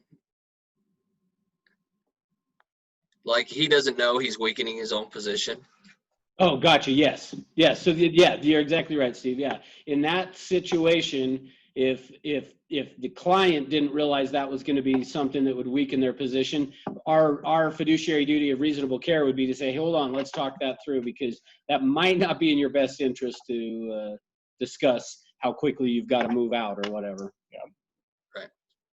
So. All right. I think it was Taylor who gave us the right answer on that one. Taylor, she said she's with Pleasant Grove. She did. She wanted to donate, and everybody should be offended by that. I didn't say that. I'm teasing. All right, we're gonna have Taylor tell us the next category and number, and then everybody from not Pleasant Grove, get your chat box up, get your finger ready, put it right over a letter. Call my phone number, 801. All right, Taylor, where are we going next? Let's go admin codes for 100. All right, here we go. These are some fun ones for Sam. Non-Pleasant Grovers, stretch out. Here we go. Finger over a letter, and the answer is most common DRE complaint. Oh, this should be an easy one. Ooh, Dan is fast. All right, Dan. Most common DRE complaint. Agency. Oh, are you sure? Do you want to phone a friend? I want to phone a friend. Irene, help me. There you go. Ask Crean. Because it is not agency, actually. Oh, man, I need to keep my hands off. We don't want South Valley to go minus. I will say this game does help keep you attentive, though. Good. Right. In fact, actually, as you say that, Dan, I forgot. We're supposed to be telling you guys to put something in the chat box. So, yeah. We got so it's only been, we've only been an hour and a minutes. half. So, so put in the in your chat box, throw in there, I'm still awake and listening, or something like that. Just so that we have proof that you're still on and paying attention. I think it's questionable whether I'm awake at this point. Yeah, everybody put it in there so that we can still give you credit for attending the class. So Steve said he's winning. Is that what he said? For everybody else out there, are you going to take that? I'm listening and winning. Yeah, awesome. Okay. Do we have anybody else that wants anybody? to? Yeah. Okay. Now that we've taken care of that housekeeping, Do we have anybody else who wants to take their best what is the most common complaint DRE gets about agents, and probably mostly from other agents, as your hint? For those of you, okay, Steve. All right, we'll let you. Steve. Oh, is EM your answer or ringing in? Ringing in. All right. Okay. What's your answer? If it was your answer, you're wrong. It's commissions. No. No. We get to deduct some points. Yeah. I think commissions are with the board. I think DRE might be fiduciary responsibility, but I could be wrong. No, that is not correct. So I had poor communication from Lisa, confidentiality. Robin, what office are you from? Marketing. Robin's the big winner. Yay. Which office, Robin? Those blind ads will get you every time. Pleasant Grove. Pleasant Grove. Way to go, Robin. Right, so you I are took right. away your points. Now I'll give them back. I guess. Marketing and advertising, that is the #1 complaint. I've been down and I've taught marketing compliance at Presidio. I think the last time I was down there, which at this point was pre-COVID, so it could have been years ago. That was a whole nother lifetime. It was a whole lifetime ago. But it is advertising. That's the #1 complaint. If you open up the newsletter, you're going to see a lot of advertising complaints. And for those of you who remember my marketing class, we'll give you a bonus if you can tell me the fine. Ooh, that's a good one. See, it was a whole lifetime ago. Nobody remembers. And the bonus. You said 100. The bonus. Said 500. The bonus will be 3,000 points. So somebody outside of Pleasant Grove, get it right. Come on, Dan. So somebody in South Valley or others say $150. Give 500. We're going to have some. A little bit. What do you give 500? Oh, okay. Dan, say 150 right now. We're doing an auction. 150. All in and all done, Dan gets a point. Now Lisa got it too. Lisa got chimed in. now you're out of the negative. Lisa, what office are you with? You're back to 0. Lisa Atkinson. Atkinson. Way to go, Lisa. Way to go. It is 150. South Valley. Oh, all right. South Valley. You got him out of the negative. So You said it was worth 3,000. So advertising is a big deal. And a few years ago, they redid all of the marketing rules to catch us up. But you know what? As I drive down the road, I see car wraps that are in violation. I see websites that are in violation. There are violations everywhere. So it's easy pickings for the division when somebody complains. And I'd say the biggest one that I personally witnessed is failing to say the name of the brokerage in a clear and conspicuous way. And clear and conspicuous is what keeps attorneys in business, because nobody really knows what it means. But I say it's a lot like pornography. You know it when you see it. Problem is you got to see it. And there's so many agents that don't put the name of the brokerage in a spot where you can see it. You know, I've seen, especially true of big teams, I've seen teams who will bury it at the bottom near the copyright on a website. And, you know, I bet if I said everybody who's scrolled all the way down to the bottom of the website to see the copyright language, you know, raise your hand, nobody's going to raise their hand because we don't go down there. And that's not clear and conspicuous. So, Sam, can I give a quick example on this? I mean, yeah. I don't think you can be overly conscious on this one. In my previous life, I had a seller that lied like crazy on a disclosure and everything. And anyway, it turned out to be a battle. And he turned me in for a blind ad because in the process of the, you know, of the transaction, I had given him a different business card. I had a business card that I was kind of proud of. I was picture of my family. It was just kind of a full-time father and husband, part-time businessman thing, you know. And I said, "Yeah, I don't have my real estate card, but I'm going to give you this card so you have my contact information." Bam, man! As soon as we got into a battle on the transaction, he sure enough turned me in on that, and it's like there wasn't anything I could do about it. I paid the fine, you know. Yeah, that's a tough one, and you know, you raise a point, and you got to be extremely careful about what you're handing out to the public when you're trying to advertise that you're a real estate agent. And advertising and marketing also, it not only just applies to you as an agent and your personal marketing activities, applies to the properties you market as well. So if you're going to go to KSL and throw a property up there on KSL Homes, which I'm not exactly sure why anybody does that, because it's only relevant for about 3 seconds before the next guy posts their home. You better have the brokerage name on there and your name so that you're covered, because it applies to personal and property marketing. And it used to be that the way that the division had it worded was the name of the brokerage had to be in a font size that was at least half of the size of the agent's name. But as Sam was saying, they've changed that now to where it says it has to be a reasonable size. And so again, back to keeping attorneys in business, what's a reasonable size? So for me, I'm still saying stick with the half the size and you're probably going to be okay. I have a question about that business card thing. Yeah. Because I have another business, so I have business cards for that. Am I going to get in trouble like he did? That doesn't seem right.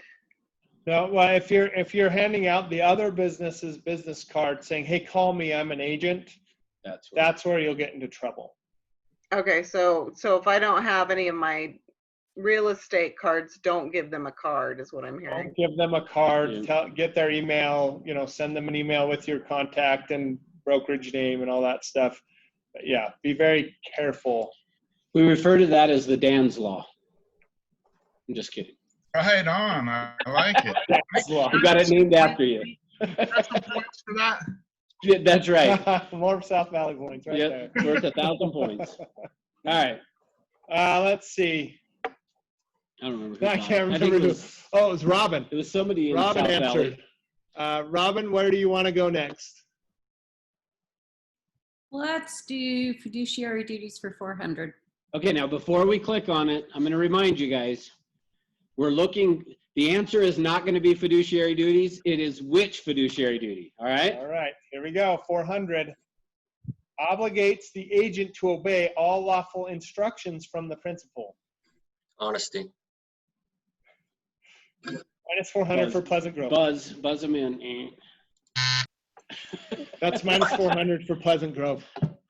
Dan I didn't know put my up mute was on. Oh. Oh, good excuse. Dan, what's the answer? Dan, are you on mute? Whoops, sorry. Definitely unmuted. He has now. his own correct answer chime. Okay, disclosure. Incorrect. Next. Anybody else? I'm gonna give you a big hint. It's actually in the answer. The duty is in the answer. Obey. Oh, there we go, Robin. Obey. It's the duty of obedience. And what's key here is that it's all lawful. Oh, sorry. Yeah, I'm just like way down the road. It's all lawful instructions. So if you have a client who says, we could get really wild and says, go kill that buyer. I hate them. Obviously, that's a no-go. But if you have a seller, said all lawful, right? But if you have a seller that says, hey, do not disclose that stucco issue. Is it lawful for you not to disclose that stucco issue? That's two fiduciary duties competing with each other. Obedience and confidentiality are now competing against each other. Which one wins? I don't know, but they're all disclosure. I get confused. Right? The one in that case that wins is confidentiality. It's not lawful for you not to tell someone about my stucco problem because you're required to tell them about the stucco problem. So, you've got to, we can go really broad and it gets really crazy. Like, hey, why don't you just steal their earnest money? That's a no. But when you get into some of these things, as you get into the transaction, like that, hey, don't disclose this. And you're saying, okay, well, I'm supposed to keep it secret, so I'll keep it secret. And they told me to keep it secret, so I'm going to hide behind obedience. The division of real estate, who's charged with enforcing the fiduciary duties, won't find it very cute that you didn't disclose in that situation. So let me ask you, I got a scenario for you real quick on this one that I want you to tell me, do I need to obey or not obey this scenario? So here's what happened is I had a listing and I got a phone call and the guy said, hey, I'd like to go take a look at your listing. And I said, great, I'll meet you out there. So I drove out to the house, met him at the listing. We walked through the listing. While we were going through the listing, he tells me that he's in real estate school at the time. Fine. We get done looking at the listing. I jump in the car. I drive back to the office. As I'm pulling into the parking lot of my office, I get a phone call from this guy. And he says, I would like to write an offer on that property. And I say, okay, great. How much are you wanting to offer? And I don't remember what the list price was, but he wanted to offer 50% of what the list price was. And I just said, I'm not going to do that. That's a waste of everyone's time to do that. And he said, you don't have a choice. You have to, because I learned in real estate school about the fiduciary duty of obedience. And if I ask you to do it, you have to do it. So did I need to write the offer for this guy?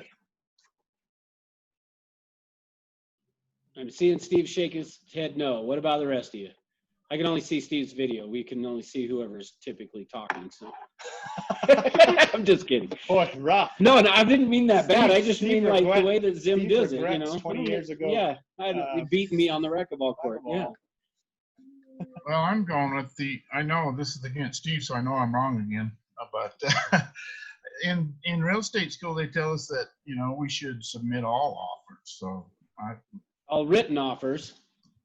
Oh, yeah. He asked me to write the offer. So Steve, you said no. Why? You're right. Why did I not? You don't represent him. You didn't fill out a buyer broker like Robin noted, and you may have already received instructions from your seller saying, don't bring me any offers that are below this amount. Perfect. Yeah. So perfect. I didn't have any instructions from the seller, but because I had not signed a buyer broker with this guy, he was not my client. I went and opened the door and walked through the property with him, but I did not owe any fiduciary duties to him because he was not my client. So in that scenario, I told him, you're wrong and you'll get that question wrong on the test. So I didn't tell him that, but. So Russ said, good luck passing. Yeah, good luck passing. How many All right. bonus points was that? Yeah, that was 2. That was 5,000 for South Valley. Yeah. All right, next question. I think it was that Robin that answered? Boy, we get Well, into these Steve shook his head. long-winded. No. Oh, no, that was on the different one, huh? I don't remember who it was. Oh, well. Give to Robin. All right, All right, Robin. Robin, choose another category. All right, let's go agency for 200. Both parties must consent.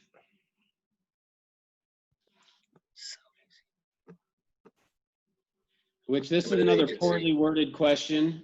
Limited agency. Hey, Kareen said it. Kareen? Yeah, it's limited agency or dual agency. Okay, good. Yeah, Bingo.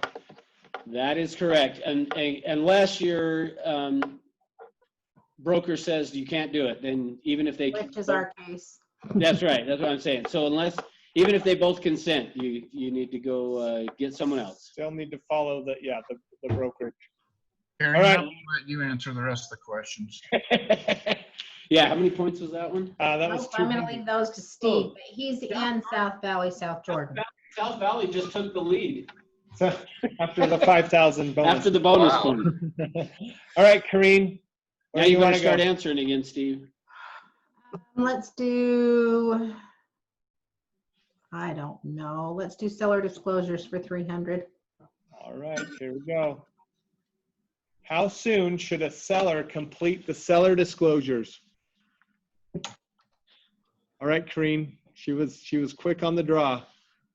I'm not positive. I have my sellers complete them at the time of the listing agreement. Good job.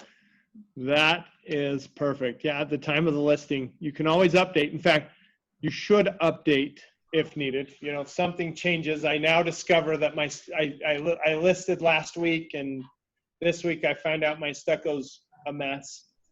I should be updating, right? I should be updating, but it's best to get them at this time of the listing.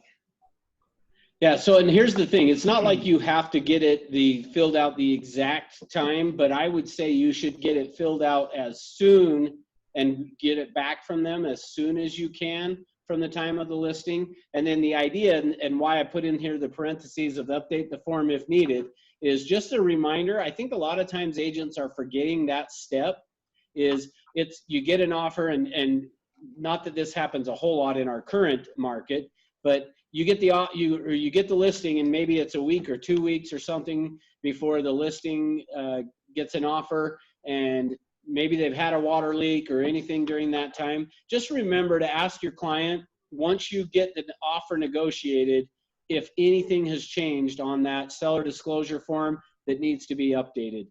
Because if there is, we need to do an update for it before sending it over to the buyer. Okay. All right, Kareen, you're still on the board. Where do you want to go now? No, I don't know. Agency for 400. Okay, here we go. Become limited during limited agency. This one should probably be worth more points. Kareen's up again. All right. I think it's when you compromise the position of either party. In other words, you can't tell the seller how high the buyer can go. You can't tell the buyer how low the seller can go. Okay. That's why it's limited. So that would be one of them. So that the idea of this question is of our fiduciary duties, some of them become limited during limited agency. Negotiating. You're on the right track. Negotiating isn't one of the fiduciary duties, though. Full disclosure. Okay. So full disclosure is one. Full disclosure. What else? I think all you are is a paper pusher when it comes to limited agency. Loyalty. Right. Loyalty. Undivided loyalty. Good. There we go, Taylor. Obedience. Obedience is not Nope, you one. still have to do that.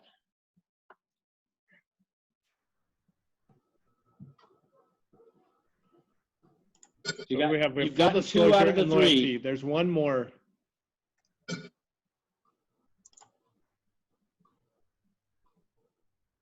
All right. I'm going to tell you the one more. Confidentiality, right? You can't keep Hey, people's we still have secrets 40 if you know minutes. everybody's secrets at the same time. Full disclosure and loyalty. I think these are some that, as you think through it, boy, it's hard to go through this without giving away the last I know. fiduciary duty slides. That's the challenge with the game, but oh well. When you have them sign, when you have a client sign the limited agency form and disclosure, so that it basically is saying, hey, look, it's like Kareen said, I am now a paper pusher. You know, if you tell me your secrets, I don't have to keep them, right? If I learned the other guy's secrets, I don't have to tell you them. And I am loyal to my commission only. No, I'm just kidding. But I can't be fully loyal to your interests because I'm representing the other party's interests. But really, this is where I think a lot of brokerages, and I would guess this is where Presidio gets it. It becomes very difficult and complicated to, you know, remember, oh, I'm on both sides of this. I have to do this, but I can't do that. But I can do this, but I can't do that. You know, it's what complicates it. And for some clients, you know, I know a lot of clients will sign it, and I've run into some clients who after the fact go, I made a mistake and I want out of that. I actually want somebody I can tell my secrets to. I want somebody that's going to tell me everything they learn about the property. I want somebody who's going to, you know, be loyal to me and only me. And that does happen. Sometimes clients don't care, but you know, sometimes they'll sign that, get into the transaction, and even though you sat and very diligently went through what it means to be a limited agent and they signed, they don't get it until they get into the middle of the transaction and start experiencing what it's like and realize, I don't have the representation I thought I would have, and I've made a mistake. I want to go a different direction. Okay, Kareen. I don't know. We need points. 400. Which one for 4? Conditions and notices. All right, here we go. Okay, South Valley, are your fingers ready to hit a button? Ooh. Explain what the blank dollar means in section 8.3 of the Rep C. Now, keyword there, explain, not just what it is, but explain it. So we should make this one worth more points. I see Kareen looking at something. I think she's looking at the She's Rep reading C. section 8. What is 8.3 again? I'll give you another hint while you guys are all looking at the Rep C reading it. This was an addition to the latest revision of the Rep C. All right, Steve's ringing in. Oh, Steve, you're in. And I don't have the Rep C in front of me. I'm just saying, as a disclosure. Double points. Is it talking about additional earnest money?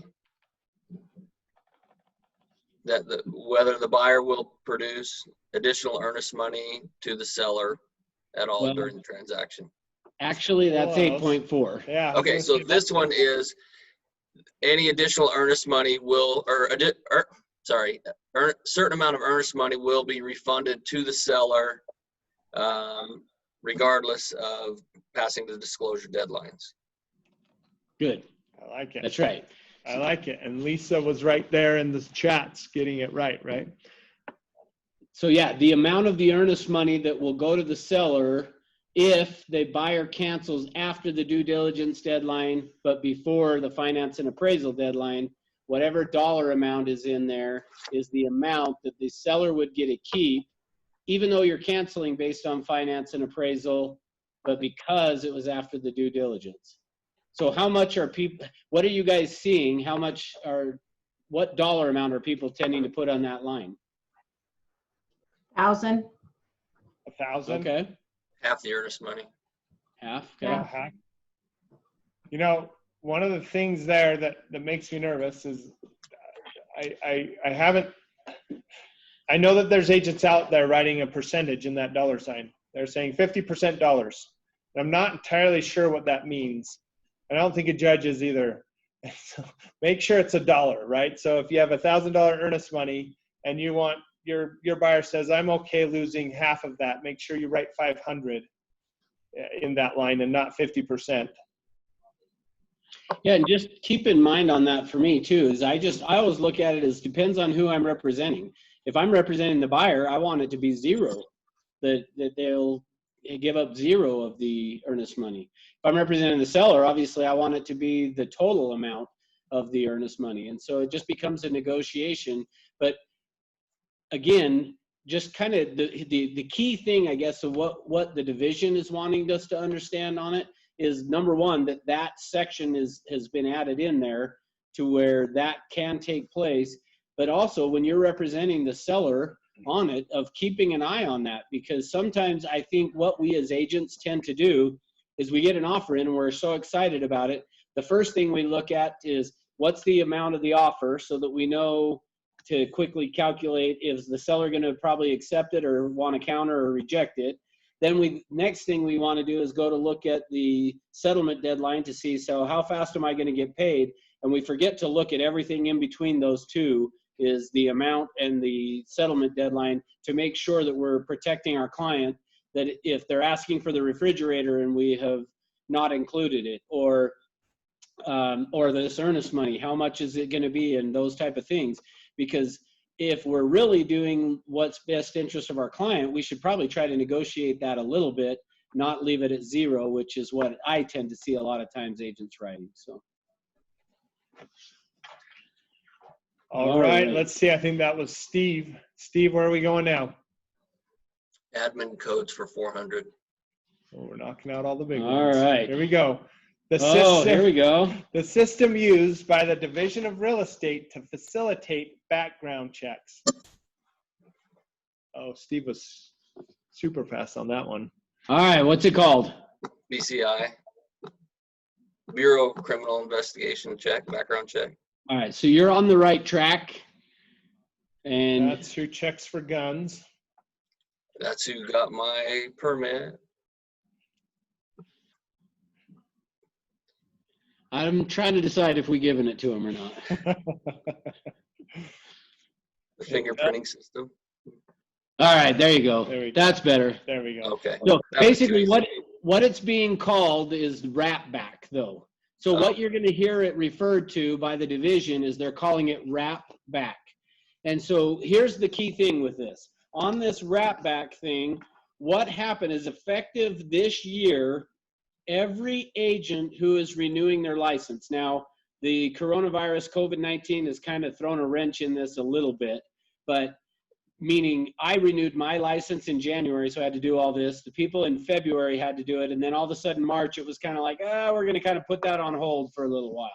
And so, but it's important that you still understand all of this, because what is happening is, going forward, every 2 years, or excuse me, during the next 2-year period, anybody that is renewing their real estate license, you have to go to the division's website. So go to realestate.utah.gov.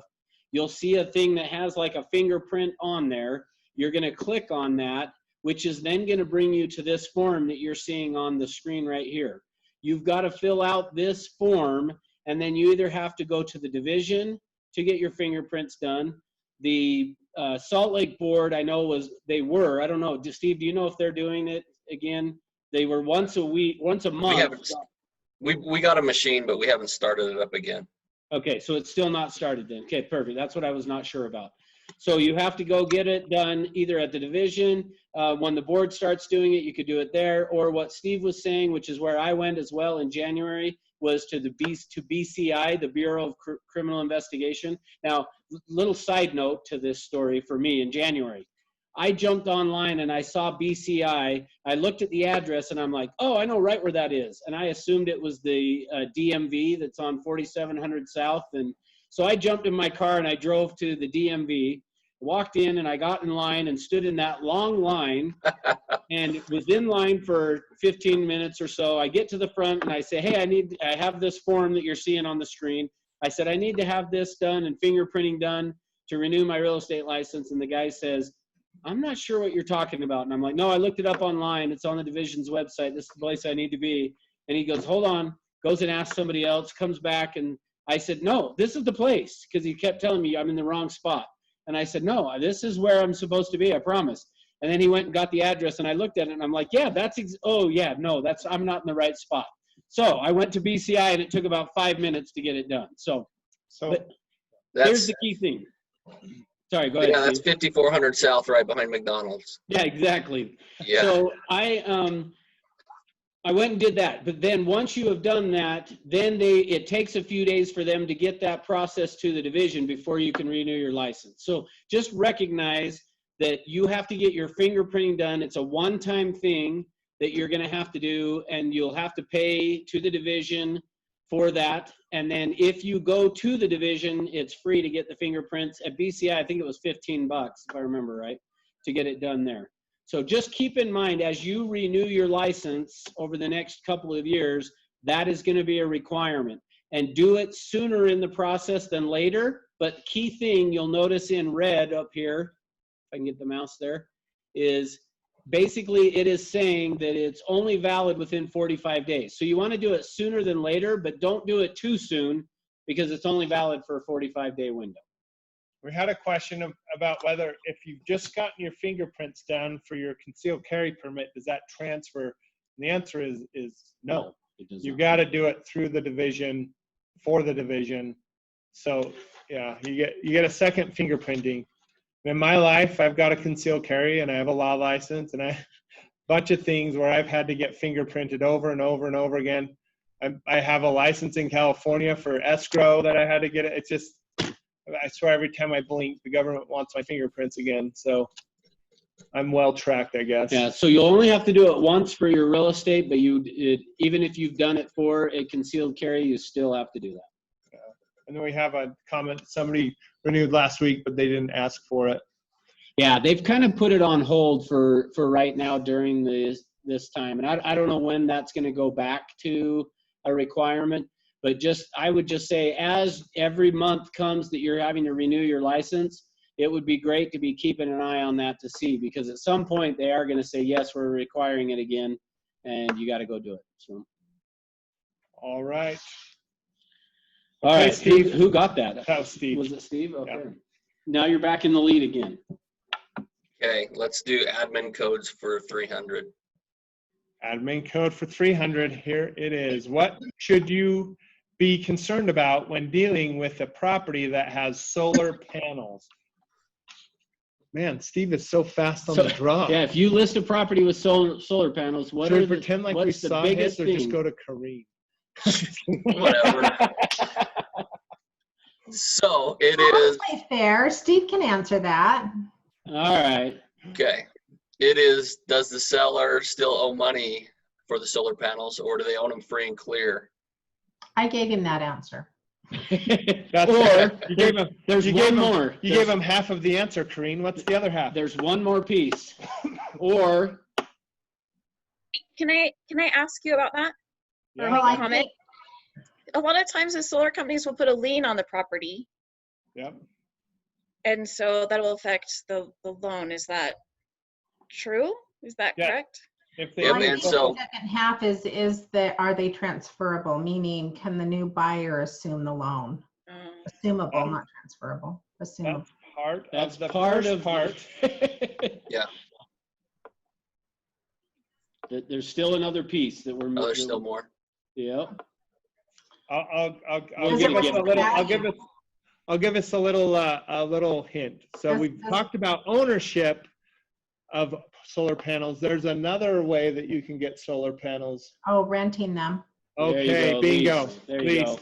So let's go back and do a bunch of cleanup. So I think it was the Minaret who asked about the lien. So solar companies will finance solar panels, and you know, if they do that, they will.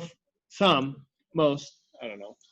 I've lost track, but a bunch will file a lien against the property, which of course will be picked up in the title report, have to be resolved through the escrow process and closing. You know, some are leased. So there's a lot let's do this. Right. Okay. So, you know, I think there's a lot of questions that need to be asked, need to be answered to fully understand as a buyer what you're getting into when you're dealing with solar panels. Solar panels were added to the inclusions on the new rep C. From the seller side, that can be scary, right? Because if the deal you have with the solar company doesn't allow you to transfer or doesn't allow that the loan to be assumable, you know, you've got to deal with some stuff that factors into your seller's net. You know, if you're going to have to pay off solar panels that you weren't anticipating paying off. You know, on the buyer side, you know, the question is, are they still going to be there? You know, if they're leased as a buyer, one of your big questions is, well, who do I have to turn around and start paying rent to? And is it even something I want to do? You know, do I care about the solar panels enough? I really thought it was a great amenity when I didn't have to do anything about it, but now that I have to write a check to the solar company, you know, is it something I even want? Does it affect my decision on whether or not I want to buy this property? Solar panels. Yeah. Cool. Any other questions? The same goes for security systems. Yeah, good point. That's true. Yeah, the security systems, there's, somebody told me water softeners. I had no idea I could have rented my water softener. I bought one like a fool. I'm just kidding. They, you know, there are certain things that can be leased that we would look at them and say, oh, fixture, part of the property, fixture, that suddenly creates an obligation on the buyer that maybe they weren't anticipating. So, okay. Who are we going to give that one to? That was a 50-50. Yeah, I know. Except for, are you both, where's Kareen? Which office? I want to say South Valley. Kareen? Valley, South Jordan. And was it a $300 or $400 question? That was a 300. I don't remember. He goes to South Valley. And now you're quizzing us. 300. Yeah, 300. 300. Ooh, so it's a tie whatever game. you choose. Based on my cheating, it's a tie game. Based on cheating. Based on my inability to do We math. only have 3 agents from South Valley, and PG has 76, so we're not doing so bad. No, yeah, well, that's how we should have done it. Is we prorate the points based on how many agents the office has. We're not even open yet. We're open on paper, but not physically. So we're There you go. There you go. I feel like She doesn't exist technically then, she's saying. right. So you can increase our points by 2,000 and we'll be just whatever. There you go. You're a non-entity. All right. Sam said that's the 200-point That's question the for $200 admin question code. on So admin code. What does it it's take on to- paper only. I'm just kidding. Steve, why don't you pick? Let's go admin codes for 200. All right. Okay, well, now that you know the answer. Just kidding. Yeah. How much can you give for an unsolicited referral?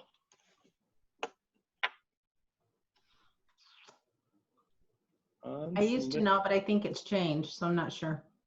But you got in before I did. Yeah. Into real estate? No, you answer first. All right, Well, Kareen. And you are correct. It I has don't know if changed. it's 50 anymore. It changed a long time ago from 50. It's changed from after it changed from 50 now. Yeah. This is a second change. Doesn't know. Steve or Lisa? Let's go with Lisa Dedman. Do you know? You're on mute, doll. Isn't it up to $150? That's what it was before it changed. Changed it again. changed. So it was 50 years Inflation. ago, then it went to 150, and now it's changed again. Steve, do you know the answer? Is it 300? No? No.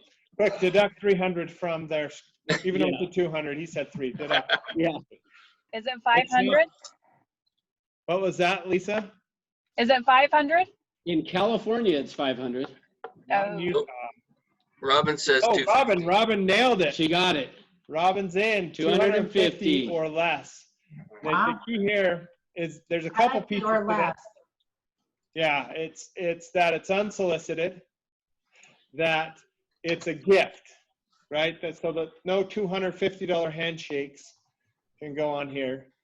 However, I have called and talked to the division about what a gift means because they don't define gift.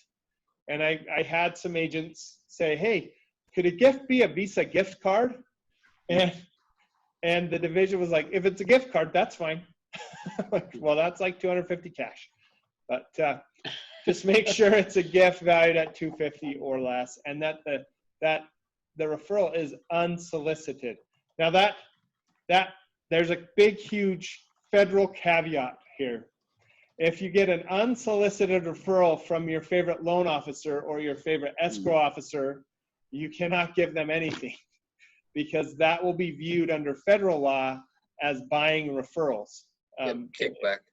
Yeah, so under RESPA, Section 8 of RESPA says you can give nothing of value in exchange for a referral. And if you give them anything, they're going to look at that and go, well, that was something given, and because they gave you a referral, that's a violation of federal law. The feds aren't as nice as the Division of Real Estate when it comes to fines and sanctions. They're a lot harsher. So just remember, that's a big caveat. So almost anybody else who's not what's labeled as a settlement service provider who gives you an unsolicited referral can get that. But if it's, escrow officers, loan officers, stuff like that, you just give them a heartfelt thank you on the phone, and that's that. Yeah. Hey, Sam. Yeah. Will you explain what an inducement is then to them? Okay. Yeah. Good idea. Yeah. So inducement. So there's really three things that are in the admin code where agents are giving stuff away. One is a closing gift. One is an inducement. The other is an unsolicited referral. So an inducement is where you're offering to give people something to use your services. You're not offering to give something to people for referring you to their friends and family. It's, hey, if you use me as your agent, I will give you a big screen TV. Big screen TV. That's sold. That's way old. Wow. Yeah. It's a reverse projection, big screen TV. It was out on the corner for free because nobody wants it. There's no hookups. But if you use me as your agent, I will give you a television, or I will give you, there are some billboards that as you drive down, we will give you, 2% back, or whatever those billboards say. That's an inducement. That's where you're offering something of value to somebody to use your services. The caveat there is, one, there's no limit on the amount for an inducement, but it has to be approved by the underwriter if there's a loan.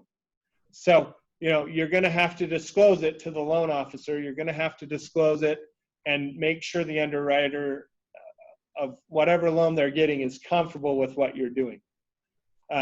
So on a closing gift, that's for someone who used your services, past tense. You've closed a deal with them. They've used your services. There's no limit on the amount for a closing gift. It's just a thank you to them. You didn't induce them. You didn't say, hey, use me and I'll give you closing gifts, so I don't have to disclose it to the underwriter. It wasn't disclosed in advance you'd be giving them anything. It's just a symbol of your gratitude for them using your services. It comes after they've closed the deal, and there's no limit on that either. And I've heard of some extremely elaborate closing gifts, especially up in the Park City area where those commissions are sizable, and people are giving away very expensive wine or champagne as a thank you. So that's I guess a real quick and dirty summary of the three: closing gifts, inducements, and unsolicited referrals. Let's see, we have a question. I remember a similar question on the test where the answer was 25. I don't know what that would be. Dan, you've stumped us. You win. Or you've been licensed clear back to when when you took your test, it was only 25 and wasn't 50. 1975. I don't know. Well, I'm glad I stumped you, because now you know how I feel. Maybe it was a typo and it was supposed to be 250. I'm just kidding. All All right. Any other questions on unsolicited referrals? All right. Okay. So Robin got the right answer. So Robin, you pick next. All right, let's go. Fiduciary duties 300. All right. All right, here we go. Obligates the agent to inform the principal of any material fact the agent learns about the other party or the transaction. Again, we're looking for the fiduciary duty. So just think Dan. old car. Dan threw it in there. All right. Dan, let's hear it. You're muted. Or you're looking up the answer, one of the two. Someone else then. All right, let's kick it out. Okay, Steve's Steve. typed in. Steve nailed it. Full disclosure. Full disclosure. If we just talked about this back on limited agency, it's something that that gets waived in a limited agency. Full disclosure, though, the requirement is if you like the answer said, if you learn something, you have to share it. I'm going to take this one step further and talk about the why real quick. So under Utah law, this is case law. This is the courts looking at situations where people are using agents in different capacities. It could be using attorneys, using real estate agents, insurance agents, stockbrokers, anything where you have someone representing someone else. There's a rule that says that if the agent learns of something, that knowledge is imputed to their client. It's called the imputed knowledge rule. Meaning, if I know it and I don't tell you, you're still deemed as the principal to know it. And so that's where this idea of full disclosure comes. So, you know, you need to be careful. Even in those, we talked earlier about having a casual conversation to get more information out of the other side. Whatever you're learning as you're doing that casual conversation is something you need to take mental note of. I better tell my client because I'm now learning this stuff. And that now that I know it, they know it. The problem is if they don't know it, then they're going to come after you for breach of your fiduciary duty of full disclosure. So disclosure was the answer this time. Yay. It was. Bingo. All right, Steve. Where to next? Conditions and notices for 300. How do you counter an offer? Explain.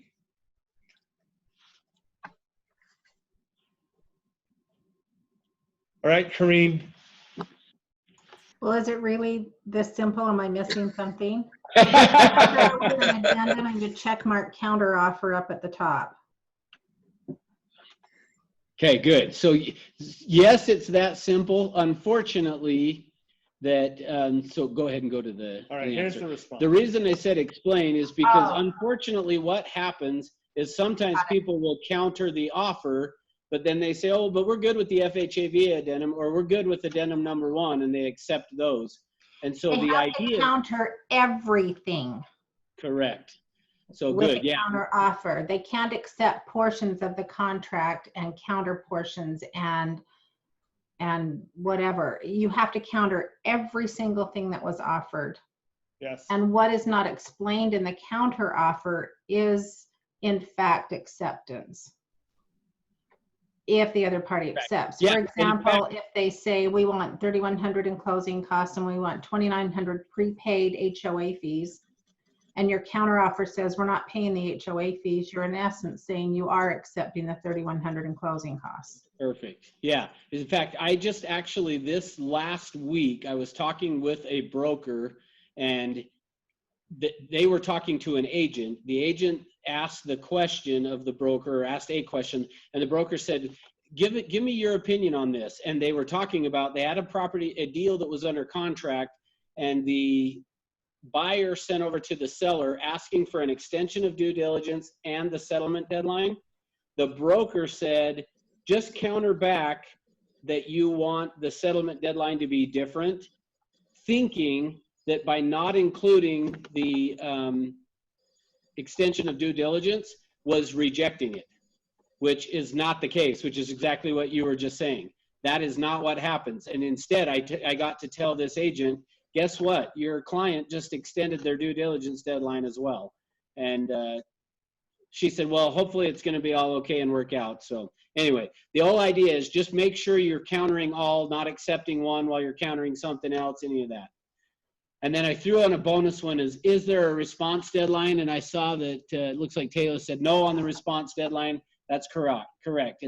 It's an offer for the time for acceptance, not a, we as agents say response. What's my response deadline? And there's not really a response deadline.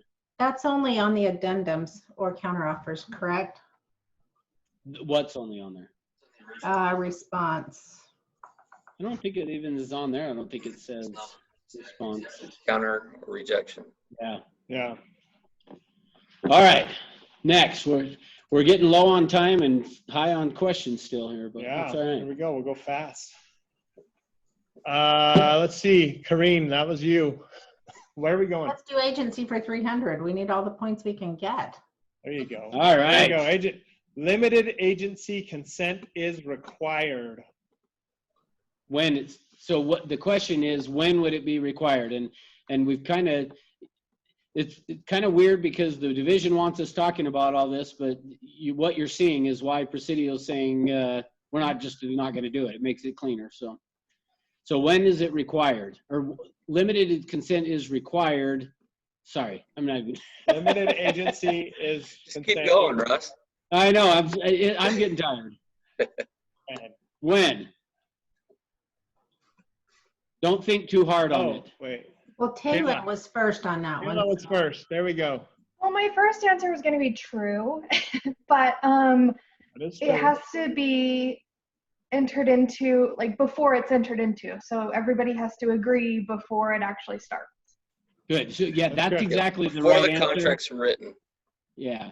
Yeah, good. And I probably a poorly written thing on there, but you're right. Everybody has to agree when they're both represented by the same brokerage. So even if they were in one agent was in Pleasant Grove and one's in South Valley, in that scenario, you still would need a limited agency, but. Yeah, two Presidio. And that's acceptable with Presidio. It's with one agent representing both buyer and seller is not acceptable. Okay, yeah, good. the principal can be limited. Correct. Awesome. So everybody's aware. If that's the case, though. Well, I think the branch too, couldn't it, Steve? Branch broker could be Yeah, represented. you could. Be limited, but Yeah. not one agent on both buyer and seller. No. Okay, You good. have to go Separate unrepresented agents buyer. in the brokerage can, yes. Perfect. Taylor, sorry, what office are you with again? This is not her first right answer. I just don't remember where she's with. Pleasant Grove. Okay, PG. All right, where do you want to go next? Seller disclosures for 200. Here we go. The purpose of agent review of seller's disclosures. So the idea of this is the agent should be reviewing them, and what's the purpose? And it looks like Kareen's buzzed in. Kareen has buzzed in. I don't know. The reason I review it is to make sure everything's filled out. Good. Yeah. Yeah, the whole idea of you doing it is to just ensure that you know what they've disclosed and that the form is completed. They didn't miss anything. Excellent. All right, Kareen. What now? No, conditions and notices for 200. Dan, get ready. Lisa, get ready. Acceptance occurs only when all of the following have occurred. So what has to happen in order for you to have acceptance of a Good, Dan. Oh, Dan's in. Dan. All right, Dan, come on, big money. I gotta remember. Written signed offer communicated. Boom. Signed Way to go, and Dan. communicated. Signed and delivered. Yay! He gets one after years. So you only have an accepted offer once it has been signed and communicated. And it has to be both pieces of it. You can't be just one. You can't say, oh, my clients have agreed to it and they'll sign it later. That's not signed done. and communicated. All right, Dan. Let me guess. Fiduciary duties for 100? Let's try that one, huh? Okay, here we go. Putting your client's interests above all others. And this is not true or false. We're looking for the fiduciary duty. The only one we haven't talked about. All right, Dan. You got to unmute, though. Unmute. I'm already wrong because it's one we've already talked about. I'm going to withdraw. All Undivided right. loyalty. What was that, Steve? Undivided loyalty for the Good win. job. Yes, For the win. loyalty for the win. No, we Loyalty. still got Final Jeopardy. Oh, good. That's correct. So the loyalty is you are loyal to your client and above your commissions and everything else, right? For those of you that have read Freakonomics, they did a study. The economists that wrote that, Steve Dubner and his buddy, did a study that showed that when an agent represented themselves as seller, they on average sold for $10,000 more than when they represented their client. And they went through the whole economic law of incentives to explain why that might be. And really it came down to this. 3% of 10,000 is not that much more, but 10,000 is. And so their whole theory was the agents really aren't being completely loyal to their clients, because when the client goes, hey, let's hold out, do a whole bunch more work to get 3% more of 10,000 or 2% more of 10,000 or whatever the BAC is of 10,000, you know, whatever, do a whole bunch more work, agent, for a couple $100. And the agents weren't that incentivized to do all that extra work to get them $10,000 more. But when the agent stood to gain 10,000 more, they did all kinds of extra work to get that 10,000. And so it's interesting. It's something that's, I'm not saying that it's all agents, but you know, that as they went through their study, they saw it was all agents in Chicago. No, it was a bunch of agents in the Midwest. So just beware. All right, let's go to Final Jeopardy. Got 3 minutes and 5 seconds left. 2 minutes and 5 seconds left. Here we go. Final Jeopardy. So just click one more time. Oh, just click. There we go. To have an entire buyer-broker agreement, you must have buyer-broker, due diligence checklist, addenda if applicable, and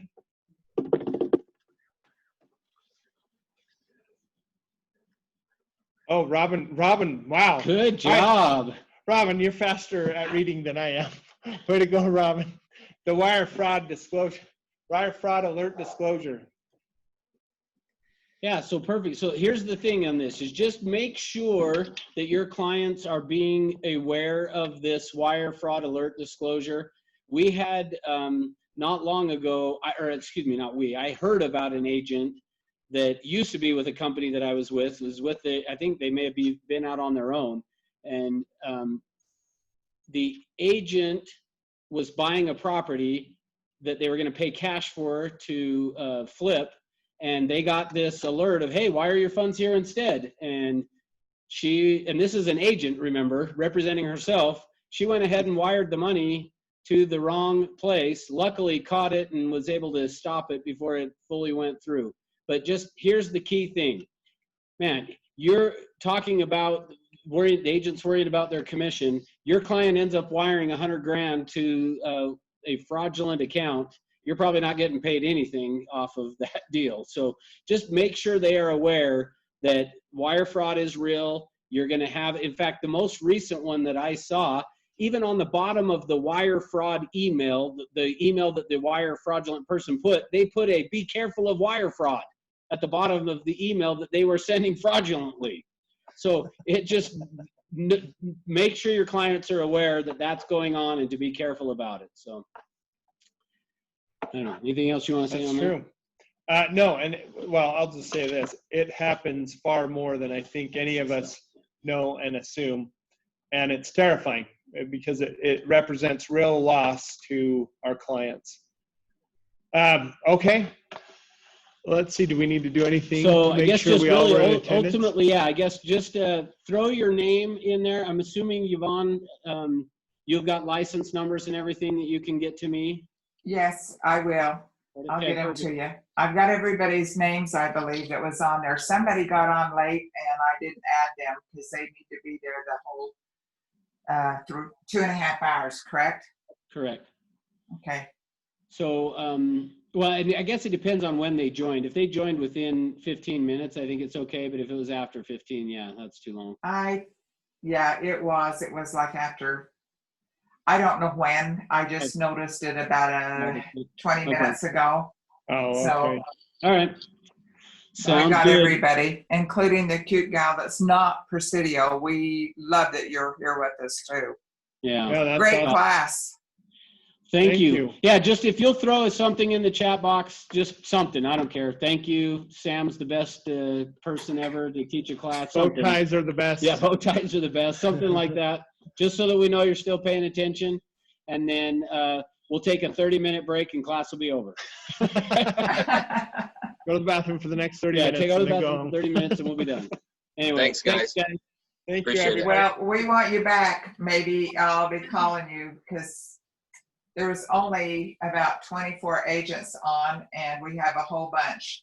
And if you have any pull with the division, cute little, one of our gals were from Idaho that joined us today. So please, we would need these classes to stay Zoom CE. Yeah. Better agents educated. Yeah, Yeah, absolutely. it's true. It's true. And yeah, we'll put in the word. Apart from the top guy, they just changed up a bunch of the education people. And so we're going to relearn everybody. But yeah, we will put in the good word that Zoom is the way to go. Thank you. Any final questions? I was going to ask the score, but please don't tell me. It was a whole bunch to a little. Okay. Let's go there. Let's go there, Corinne. No, let's don't, Steve. You still want that office space in South Valley, Steve? Right. Thanks. See you guys. All right, We'll thanks, see you guys. See ya.